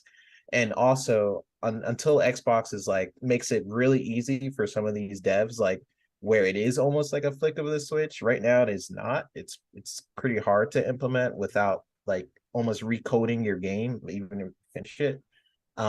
There are easier things in RDNA 2 like VRS, and also with RDNA 2 it's the first generation of some of these features, so they're not that great, so they need to wait till like RDNA 3 like comes out. So that's the first generation of ray tracing was in RDNA 2, so it's not the best implementation, so they need to wait till the next console comes out to actually too resource take, heavy. Take more use of those. So cool, man. That's great information. I find it interesting. I think maybe Stalker 2 would be a game that's like a third party company, or maybe a Contraband also, because it's my Contraband is actually published by Microsoft, but and that'll be an exclusive. But the Stalker 2 is a timed exclusive, I think, right? And it's supposed to be, but I mean, it's not announced at other platforms. Like we don't even they have. It's not ruled out, but it's not announced. For them. They have other concerns that I don't know if PlayStation's that right now. So, Stalker 2 maybe hopefully can take advantage of a lot of this stuff, being that's exclusive to Microsoft, at least for the foreseeable future. And I think also these first party games, especially the ones that have been in development within Microsoft for that long. Well, Hogwarts started within Microsoft. Hogwarts Legacy was actually a really good example. On PC, they have every fucking type of like feature set from every manufacturer. They have Intel XCSS, they have every form of DLSS, they have every form of FSR. So it's like that's a multiplat that used every fucking they support everything type of software. But not on console. So it can be done. Cool. No, they couldn't, because more than likely there was a parity clause that had to for make consoles the console versions equally the same and that's where we're gonna run into a lot of these multiplats. But those Like, parity you're clauses so should be like, annoying. it's like hardware due to, except for hardware limitations. You would think that would be easy to They get may around. be able to use FSR1, but like that's booty FSSR, and you don't really want to use that. Yeah. I Booty really FSS. need to clear the parody thing, because I've seen like multiple things on the parody. I've seen where it's only modes in a game for some. Maybe there's different contracts. I would assume it comes down to visuals too. Like you can't like have like- like FSR on one. Yeah, and because not like the other. FSR I tier mean, 2 is on Xbox and not PlayStation. If that was if the parity clause was Things a like real that. 100% thing, then all games would run exactly the same, and that's not the case. Oh. You know what I mean? Some games run Third better on party. Xbox. Well, third party games too. Like even Yeah, third even party, some that's fine. Microsoft, even some PlayStation marketed games have run better on Xbox in the past, right? So like the parity clause in there, I think maybe for like features, right? Now the question is, Yeah. do they consider hardware capabilities features, right? That's That's the question, gray line. That's a gray right? That's line. what I don't know. Like, because if you have this is now it's possible on Xbox, not possible on PlayStation, is that considered an upgrade feature wise, or is it just because the hardware is capable and the other one's not? I would hope Depends on- that's the case. Now, we'll see. I guess we'll find out in time. More as I guess more and more technically games come out. Deathloop is an example, right? Whether FSR is only on the Series X version Yeah. and not the PS5. Yeah, but that's I because don't know they- what they- contracts. They own it. Well, but So, they signed a would that- marketing deal, right? Yeah, but when Well- that marketing deal expired is when it came out to Xbox. True. Yeah. So that's And we the will question. That's a see- good point. Yeah, and we'll see a lot of these third-party games, like, or third-party, like, that's where I'm Uh, saying like, could you offer G- ray tracing on one and not on the other? Like would that? well, they could do ray tracing on PlayStation, just software-based versus hardware. I mean, based on Xbox. here's an example. Like So- Madden ran at 120 frames on Series X, didn't have 120 frames mode on the PlayStation because it wasn't possible. Right. Yeah. So Another thing on the whole parity clause when it comes to hardware, the DualSense controller, there's no haptic feedback on the Xbox controller. So if they can get away with having haptics on one that's only available on one, then they should be able to do similar things when it Did comes to visuals and YouTube stuff like just that. crash? I don't think so. Mm, I think no. we're okay. Oh, okay. Because my YouTube just froze up. So Right. Okay. Yeah, I think Oh, we're cool. I Yeah, think we're we're good good. I think we'll just see like third-party games from like Stalker GSC that are PC develop first type games really excel on Xbox. If there is going to be a PS5 version, maybe a couple of years down the line, if the situation over there gets better, then we'll see. also, the like you have to remember, like these difference. features, like there's always like when the next generation of graphics cards comes out, there's a new feature set, so they got to learn all that stuff. So it's like, do we take the time to just learn this old gen feature set that's going to be outdated with the next? So that's shit what I comes was out? getting Well, at. Like, I feel like we're only really going to see the benefit of those things with the games that were started being made when those features were out, for the most part, right? Or like at least at a point in the development cycle where it's easy to add them or whatever. Like, I don't know how development works Because look at Forspoken, like that uses RDNA 3 feature sets, but it runs like booty on PlayStation. It's like they can't implement any of that. They can't implement the third gen features. They would have to like go back to second gen, like for PlayStation. Well, first first Yeah. gen. But Which that's the thing. comes with nothing. So it's like, Yeah, and that's the thing because with RDNA feature sets, at least they are upgraded with. So when you get like VRS, there's tier 1 that PS5 has, and then tier 2 which Xbox has. When they upgraded that in June of 2001, yeah, they upgraded it and they were able to utilize tier 2 for Xbox. So when these new tool sets come out like RDNA 3, see, like machine learning, Xbox has machine learning capabilities. They're all in on it. And there's a couple of game stacks that actually talk about it. So that's an RDNA tool set. So there's some things, but Microsoft's not going to come out here and be like, oh, it's RDNA 3, because of a couple features that are RDNA 3, the full suite of tools of RDNA 2 is on Xbox. So that's why they're not going to deceive the customers as other game companies like to do. And they're going to say, we're fully RDNA 2, because it's the truth. But they could implement like FSR 3.0, which is machine learning heavy, which cannot be done outside of the new 7900 graphics card. And we'll see if Xbox is able to do it. We'll see when Jason comes out and they talk about that, because that's but to sort of wrap it around, I feel like they need to make it a little bit more seamless for some of these peeps. There shouldn't be you already know that as a third place developer that these devs are not going to fully utilize your tech, and also they don't really they have PlayStation on their mind, right? They're not going to fully utilize the tech, so make some of your feature sets as seamless as possible, because we're going to keep getting I'll be honest, also, like, fuck FSR and DLSS, like that shit. I fucking hate the visual hit that it puts on the games, like it makes shit ghost and like artifact and all that crap. Like fuck that. I'll just lower the resolution to 1080p. Like fuck that. That's why FSR 3.0 drastically reduces the ghosting and everything. So if it, like I said, if it comes out on Xbox, we'll hear something about it when that announcement comes. But until then, I already regret starting this conversation because fucking you have no idea what's fucking going like on. VRS, VSS, VRR 8, XDK, VCR, VHS, fucking ABCD, EFG, HIJK, Elemental P, fucking like Fidelity, fucking FX. S2 point shit. I don't fucking care. At the end of it, man, it shouldn't matter. Super resolution 2.0. It shouldn't matter, right? Right. As like a consumer, yeah, it shouldn't matter. Right. Like we're arguing from the tech side, like why some of this stuff is happening, but at the end of it, it shouldn't matter. These games should be performing better on the Xbox Series X and Series S. They're not, so that's a problem. So what I do understand is food. So I'll use this analogy. Right. But that also comes down to optimization for the consoles at the end of the day. So I understand food. I eat a lot of it. True. Okay. So when I go to a restaurant and I order a steak with fucking all this shit, like, oh, I got the fucking sauce on it with the mushrooms, and I got the potatoes and asparagus. I got shrimp on the side. I got a Caesar salad. I got all this stuff. Right. That's cool. They bring it to my table.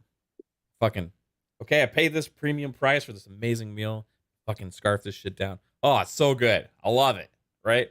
Fucking amazing. Oh, it's one of the best meals I've ever had. I don't go to the fucking chef and like, where did you source your beef? What was your process for sourcing it? I don't go and say, what kind of lettuce is that exactly? Where did you get that from? I got pure Himalayan sea salt, and it's a Japanese Wagyu beef. What method did you use to cut that lettuce? Beef. How much seasoning did you put in the, like, I don't fucking care. If it's good, it's good. I love it. Right? Now I can eat the same shit, and if it's bad, I'm gonna blame the cook. Yeah, right? Which is what I'm not gonna blame the tools that he used to fucking make the meal. I'm gonna say, well, I got this shitty fucking knife. What do you want me to do? or I'm gonna say that's shit ingredients. One or the other. You know what I mean? Like, hey, this steak tastes like it was frozen and recooked 5 times. That's bad. I understand that. At the end of the day, I said this before. Whatever tools they use, it's up to the developers to give us the best experience possible, right? And at times they fall short.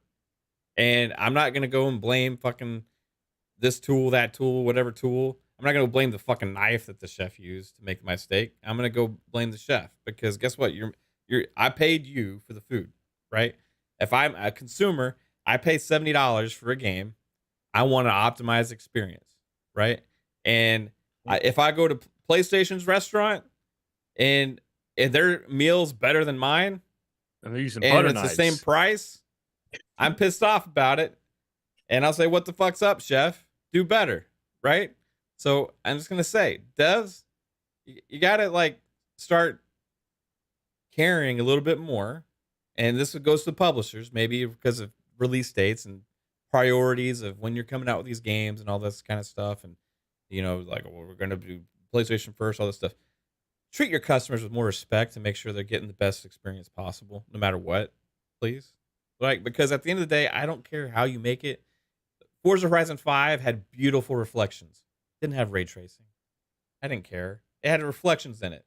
I don't care how you make those reflections, as long as the game plays well and it looks gorgeous, right? Well, that's coming back to mine and 3-bit's point where it's more just a time issue where they can develop for one console first, Right. because that's the majority of people. Yeah, So fucking chefs are scrambling back there. You know what I mean? Hey, we forgot about table 7. We forgot about see that dumb fuck them. They'll leave. See that big dumb fuck over there? You know, wearing the Maz hat. You know, we got to go give him this food. We got to rush it out real quick. You know, that's what it's like sometimes. It seems like with these devs. In this scenario, we are not the chefs, but we love the history of the chefs, so we're interested in how they cook the food. Yeah, but I watched him on Hell's Kitchen. He told a lot of people to go fuck themselves. And to the devs that say, Stupid donkey. to the devs that say we as gamers can't comment on the experience that we're getting, or we want 60 frames, or we want this or that because we haven't made a game ourselves. Screw you, man. Like, that was so dumb. like it's just like we're buying your product, right? We have a right to critique it and feel like we want the best experience possible. Like, I ate the that, steak. that started I can becoming give a him thing star rating. for devs like Gotham Knights. Like, we can't do 60 frames because it's impossible. The features and the it's too hard. And then like the same thing happened with what was it? It was that other game, that zombie game, Dying Light 2, where they're like, oh, it's almost impossible to do 60 frames. Then they released like a patch like 2 months later, and they're like, we have 60 frames. So it's all about putting in the work. It's not that these consoles aren't powerful. They're both very powerful. It's about how you optimize the game, making sure that your pipeline is solid, putting development time on both the Series X and the PS5, making sure they both work well because they work differently, right? The way they handle their development kits are very different. So put time in one, put time in the other, boom, bada bing. So, but that's not the way it is. Speaking of food, unfortunately, these are like the equivalent of FSR 3.0. These are fucking fire. Oh, you don't want that. FSR fucking sucks. Okay, the RDNA 18. Oh, I don't know. Some Minecraft ray tracing. These babies, you talk about combining two of my most favorite things in the world, animal crackers and Reese's. This is like a match made in heaven. Reese's dipped animal crackers. I haven't even seen those. Oh my god, they're brand new. They're brand new. Been waiting for them. Been waiting. Highly anticipated. Let's go. 10 out of 10. Reese's animal crackers. Anyway, I'll try it out. It's like NVIDIA frame generation. There you go. Yeah, this is like the equivalent of the NVIDIA frame generation. Exactly. This in food form. All right, we got one more segment here left on this show. Let's get to it. Now, I gotta say, I'm having some second thoughts about doing this segment going forward because I'm sick of fighting copyright claims. This is like a weekly thing now. These developers and the bots is on it YouTube the songs or is it? It's the music mostly. Sometimes it's the video. Okay. Sometimes I'll it's the say music. that the Destiny one, if Fuzzy picked the one that came out of the State of Play, it has a Radiohead song in it. Okay. Well, I will mute that. We'll just just mute all the songs for the right on the videos. Here we go. Tidbits.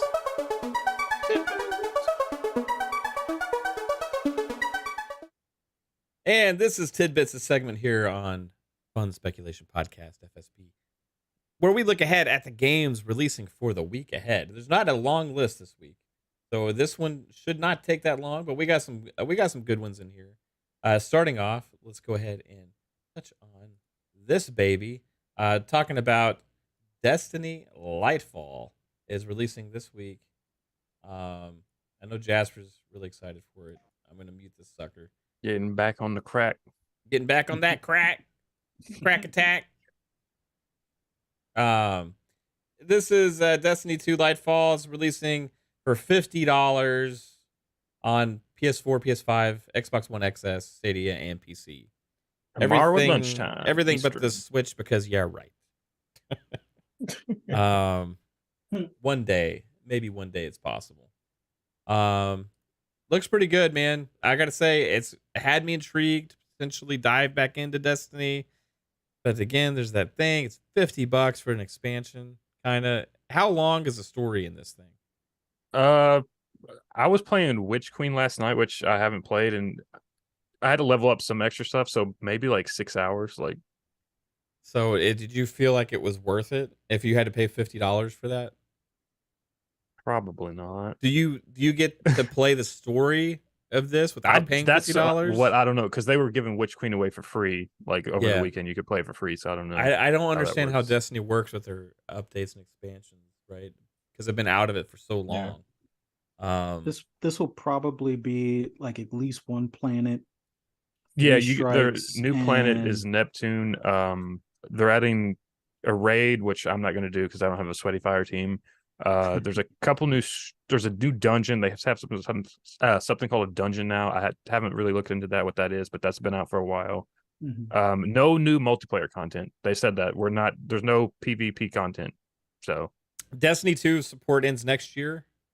Yeah, the next expansion is the last expansion, and they're calling it like the end of the Light and Dark saga. So whatever that means, whether that means Destiny 3 is 2025 or they're just done with Destiny, who knows? Right on. Appreciate you, bro. Oh, hey, real quick, gotta pop our faces on here because we got a $20 super chat from Ducato. Appreciate you, Ducato. He also gave us those 5 membership gifts earlier.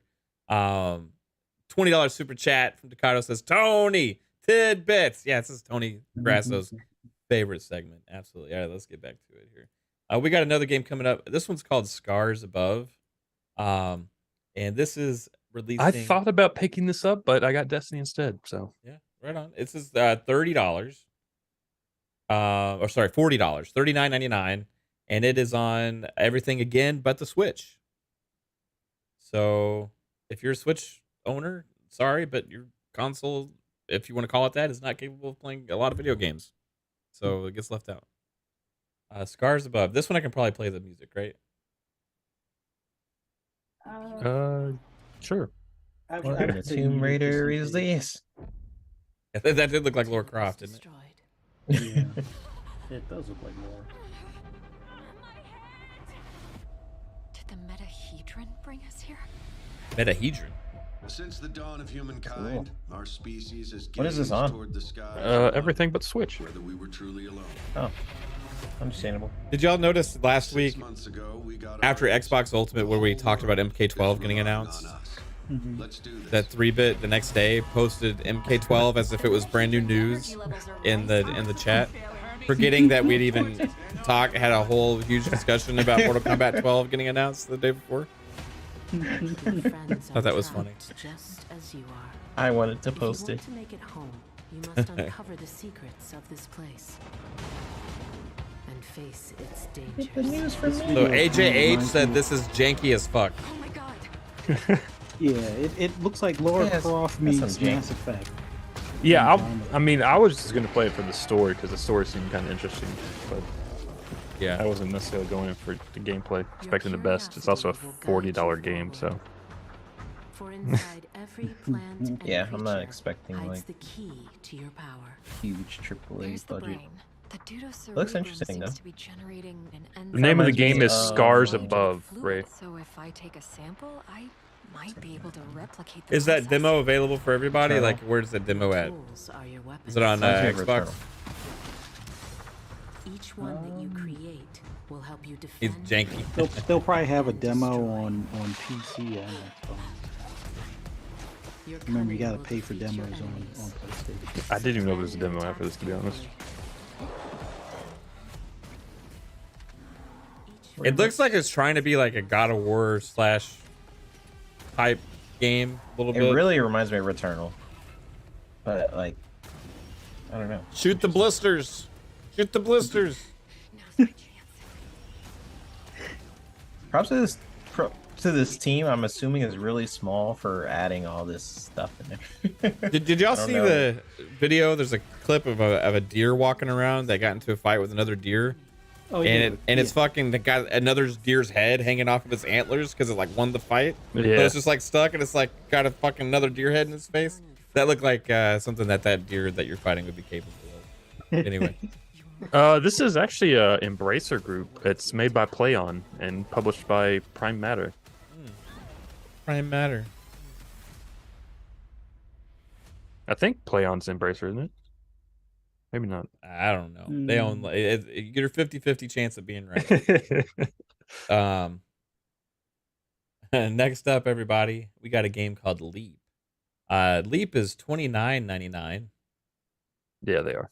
And it is on everything but the Switch. Again. Wow. Okay. Again, $29.99, everything but Switch. Get that Switch. It's a bad week for the Switch. Yeah, usually. There's no. Well, they just had Kirby come out last week, didn't they? So. Oh yeah, that's amazing. Is the Switch powerful enough to run video NVIDIA games? Shield?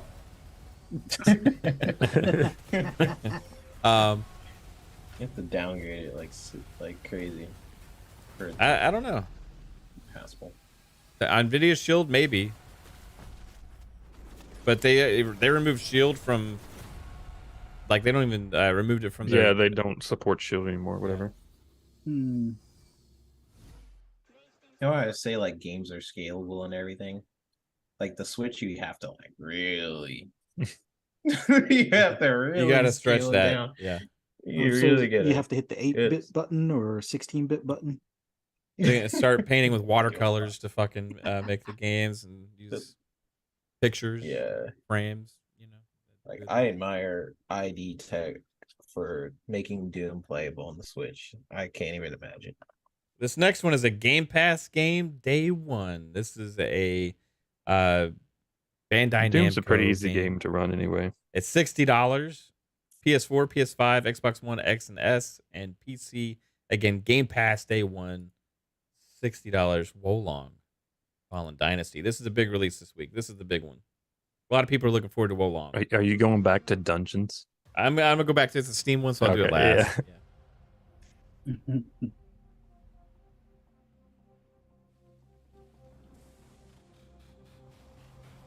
Did you guys play the demo No. of No. Wulong? It's the entire first level of or the first quest of the game. So then you can Pick up your progress. progress. Whatever you progress in the demo carries over to the full release. I wonder how this game's gonna do. I don't know. But I did find you a YouTube video for that other game, so you don't have to switch your whole shit around. Thank you.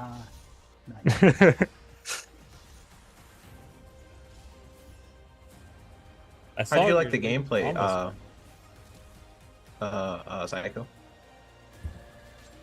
It's good. It feels like Does it feel like a Souls game? it feels like Ninja Gaiden, Oh, that's better.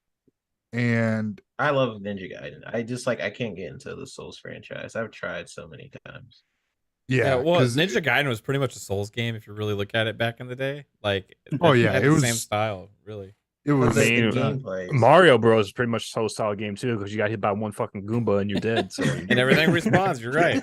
Yeah, that's why we called Souls games old likes. It's just that's how games used to be. Now it's like a whole Yeah. thing, right? yeah, exactly. The But difference is like, you keep your upgrades when yeah, and Pretty- save pretty them or much. whatever. Right.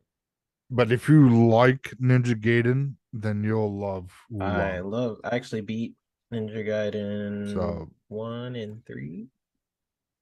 Great games. It's looks good. It's not like what's that game that came out fairly recently, and it was like Wanted Dead. no, there was like a 360. It came in the Game Pass. Oh, and the Gungrave. Grave Gore. Oh, okay. Yes, that it was like a 360 looking game. This is not. This is Yeah, I mean, this is a not- pretty big game. Yeah, it's not. It's not going to be like holy shit. This is Black Myth Wukong. That's not like that. but it's Yeah. good. Cool. This next game is called Dungeons of Aether. It's on PC. How much is it, guys? Because we don't know. They didn't have a price on Steam. I'm assuming this is going to probably be in the $29.99 range. Right. And this is on the 28th. Literally every game except for Leap and Wolong is the 28th. Leap is the 1st, Wolong is the 3rd. Oh, this is great. Dungeons of Aether. Actually, I love the music in this. Is this like a RPG, like turn-based RPG style? Kind of, but different. Oh, okay, cool. Look at that. I like the bow and arrow fox.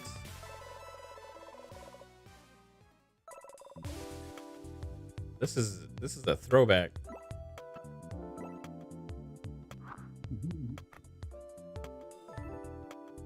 Look at this fire gameplay. I love the art. This may have been released on the Switch already at some point, but it's coming to PC now. Right. We're going. I would like to replace our conversations. So, do you think the Activision Blizzard acquisition is going to go through? And all right, that's Dungeons of Aethera. It looks cool. I would honestly try it for sure. Don't know how much it is. Hope it's not too much. But looks pretty cool. But that's it for Tidbits. I told you guys, it's gonna be a shorter one. A couple weeks ago, we had like 40 games. Still big week. Still big week. You got some major titles, Destiny 2 and Wolong. Yeah, you got Destiny 2 Lightfall, one of the most anticipated Destiny expansions in a while, I would say. And also Wolong. 2 good games there. And then nothing for the Switch. So I'm sorry, Nintendo Switch players, that there's nothing really for you this week. I'm really actually not sorry. But I'm going to pretend like I am. And they got Kirby last week. They're all right. Maybe the longer that happens, the sooner they'll switch up the Switch. All right. So, man, that was it for FSP. I appreciate everybody hanging out tonight. Lots of awesome conversations. We got to stick it to the journalists a little bit, which was nice. And Fuck that guy. Sorry. Got educated from 3-Bit and Jasper and Fuzzy and Psycho on all the acronyms in the industry, all the X's and S's. So greatly appreciate that. And we're going to have some more shows coming up this week. Next time you see us, maybe we'll have had a Starfield deep dive announcement for PM in the PM on Thursday with Pong Soul and I at 7 p.m. Eastern Time. Friday's Xbox Ultimate at 10 p.m. Eastern Time. We'll have a blast conversating on whatever else nonsense happens this week. But until then, let's get all this awesome panelists out of here. Jasper, tell us about your fake gaming news. I mean, artificial gaming news. And what else you got going on? Yo. Check it out. AI Game News on Twitter. Lore Master Jasper on Twitter. Lore Master Jasper on YouTube. And Artificial Game News on YouTube. Check all those out. You get different stuff from different channels. It's amazing. I know, right? And then you get turned into FSP Monday night, 10 o'clock, right here from Speculation Network. And then come back Friday with Xbox Ultimate, 10 o'clock, right here from Speculation Channel. That's what I'm up to. Check it out. Yo. Hey, I got a question with artificial gaming news, Jasper. Because it's all AI based, right? Yeah. Is there a way to program in a slight bias towards Xbox or PlayStation? But not like blatant. Just like slightly. It's a slight. The way I do it is I ask the AI to like write me a pitch for whatever in a 30-second pitch so I can make it like in a YouTube short, and then I tell it to do it in a sexy, upbeat attitude. Can you do it in a way that is positive for Xbox? I mean, maybe. I'm curious, or positive for PlayStation. I'm curious, like what it would do, right? Or like Xbox write has no games. write it, or tell it to write Xbox it as is if you selling were off. a fanboy, right? Yeah, I'm play just around curious. with I'm it, just maybe. curious if some experiments there. A fanboy segment. But yeah, absolutely, I love that channel, dude. It's gonna be. I think it's gonna be pretty big. What do you want me to ask it, and then I can see if it will. Say okay. Say is what are the big games coming out this year? Okay. And what are the big games coming out in 2023? And like tell it to make it sound good from like an Xbox side, or make it sound good from a PlayStation or whatever. I'm just curious if it'll still take everything. But I want to see if we can get it to take a shot at the competition here. I want to see if we can get it to take a shot at something like nuance, like these journalists do, right? Anyway, all right, moving on. Fuzzy, like the PSVR 2 being, it could possibly blind you, but it's the greatest thing since sliced bread. Maybe tell it to include anonymous pundits as sources. Fuzzy, where can everybody find you, bro? Oh man, this was awesome. Thanks everybody that came out in the chat and everything. For those that want to hear my rambles or rants or me just poking fun at these fanboy journalists, just follow me on Twitter at fuzzy_Belvedere. You can also find me on Breakfast with Boom Friday morning, 10 a.m. Eastern Standard Time on Double Barrel Gaming. And then right back here on Xbox Ultimate at 10 p.m. Eastern Standard Time, right on this channel. Look forward to seeing you guys there. Thanks, Fuzz. What about you, 3-Bit? What you got going? Appreciate being here. I love y'all. Lots of great topics today. Chat, you've been amazing. Who's in chat? You got Corey, Chris, Staccato, Tony, who always wants the tidbits. Love you, dude. And Alvin, thank you all for dropping by. You can follow me on Twitter at i3bit. You can find my Q&A live streams trying to do it every Wednesday, trying to stream a lot more and be more active in the community. So you could find those live streams where I just answer you guys' questions. We talk about things that are happening in the gaming space. That'll be every Wednesday at 6 p.m. Eastern time on my YouTube channel, i3bit. I'm on this show every Monday here 10 p.m. Eastern time. My live shows on Wednesday, and then my occasional pop-up is on Fridays on Xbox Ultimate. So appreciate you guys having me. I'll see you on the next one. So I tried the first one with like Xbox stuff, and it just kind of told me like Xbox games coming out. But then I said, "Tell me why PlayStation sucks as an Xbox fanboy." And it says, "Well, let me tell you, PlayStation just doesn't measure up to Xbox as a true gaming platform. For starters, the user interface on PlayStation is clunky and unintuitive, making it a real chore." It says, "Let's talk about exclusive games. While PlayStation does have a few decent ones, they simply don't compare to the incredible lineup Xbox has to offer, like Forza and Halo, Fable. Xbox just has a diverse range of top-tier games." So, and then it goes on with some other stuff. Let's go. There you go. That's funny. That's funny. Oh wow, nice.